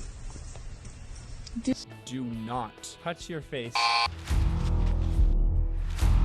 So your strength is whenever like you're trying to go like against someone. So if you're grappling someone, that's on a strength check. It's hard being a student. It's like me too, guys. Just crushes him. House haunted? Is our uncle haunted? Our dog? Even something such as a sweet little apple. We may never know. Do you feel like your gaming headset costs too much? It's so cold here. Way to go, Matt! You're the champ, baby! Shadow Dude. The wonder.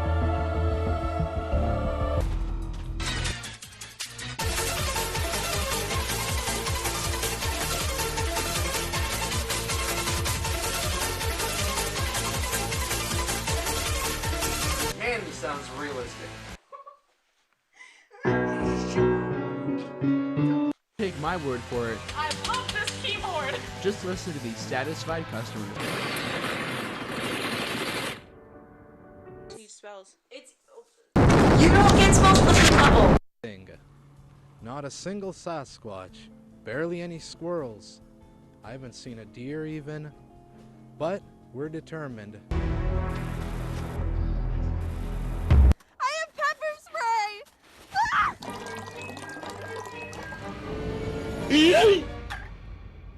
That we can start here, within our very own police foundation studies.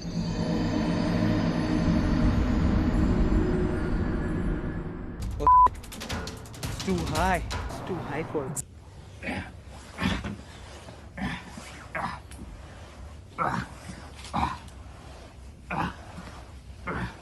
Turn on in the base. Hey guys, If it does. clap.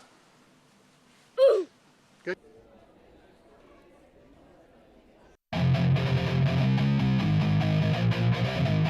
I'm running out of lyrics now, so I'll talk about my cat. He's a great little dude, but he's getting pretty fat. Serial killers got you down? Then buy SK Away, the new product by a real company. Come on! Wait! I'm a reporter! Mr. Bigfoot! Mr. Bigfoot, please! Please, Mr. Bigfoot, please! I'm the typical runway model. I'm tall and I'm thin.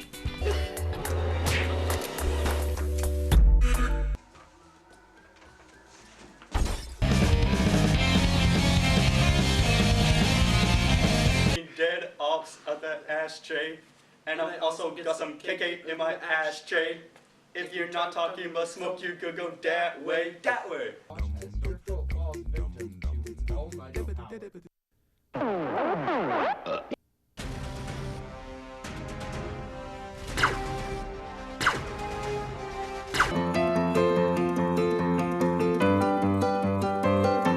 And like I trusted them. They're like my close friends. They're literally my only friends. I didn't have friends. Oh. But We like can get right into it. What do we have today? A music show for you. Not so fast, doofus.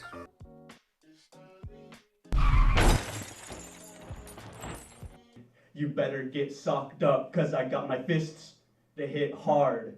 I don't with a dumb Hey, if you are slowing ahead, don't even give me head.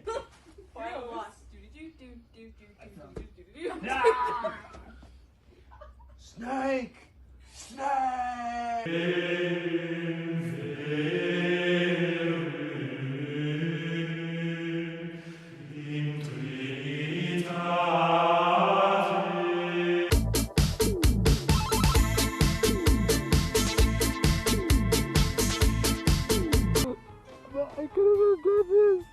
I could have been a dentist. No, shut up. Man, whatever gets me those fly honeys up in here, I'm down with it. Yeah.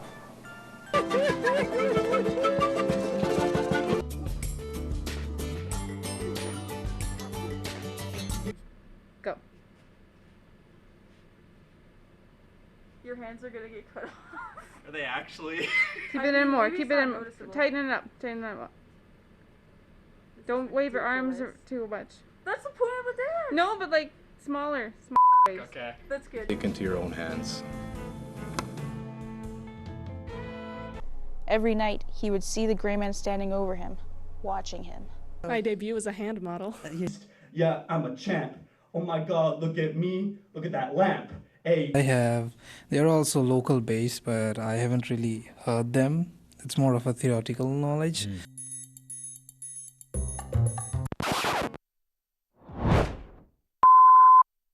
I aligned my chakra with my inner dharma, and so my karmatic energy was released. Lady Rosaline. Dear Miss Weber, I am marrying. Oh, thank you, sister. I think that I use this gift of an experience in its utmost towards personal growth, knowledge, and spiritual understanding. This one can get pretty intense, and we take no responsibility for any friendships lost.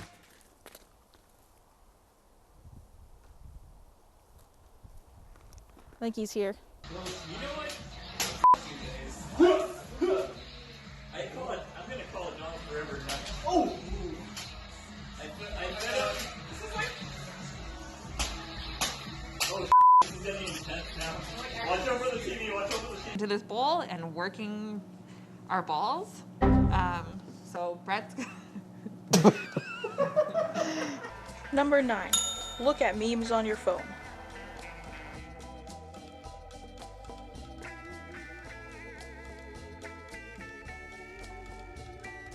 Hello everybody, coming at you with those funky fresh 2020 beats. The sickest, most COVID-filled beats imaginable.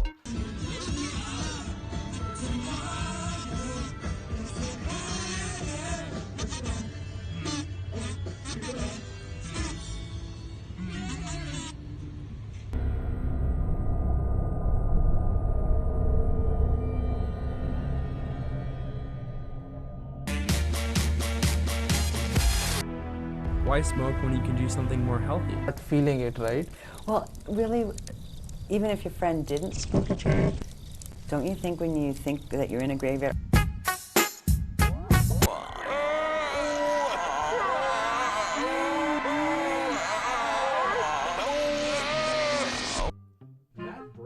Going on with that hair and beard. Oh, you look so Indian, you could just tell, right? Even the monkey I am perfect. I'm perfect! I am perfect. It is I, Thanos. I always need help with the math. I'm not good at math at all. I'm like 70% sure it's not a scam. Oh! With all that flicking, keeping them nice and limber. I sure am. Heart and lung problems. If you ever need help, visit a doctor in your area. Family, grandparents, I'm sure you practice. Tell you a lot of different stories. Some from you, but you know you saw something because it scared the poop out of you. Or souls, some goes. Souls exist. Foot or something that was going on there.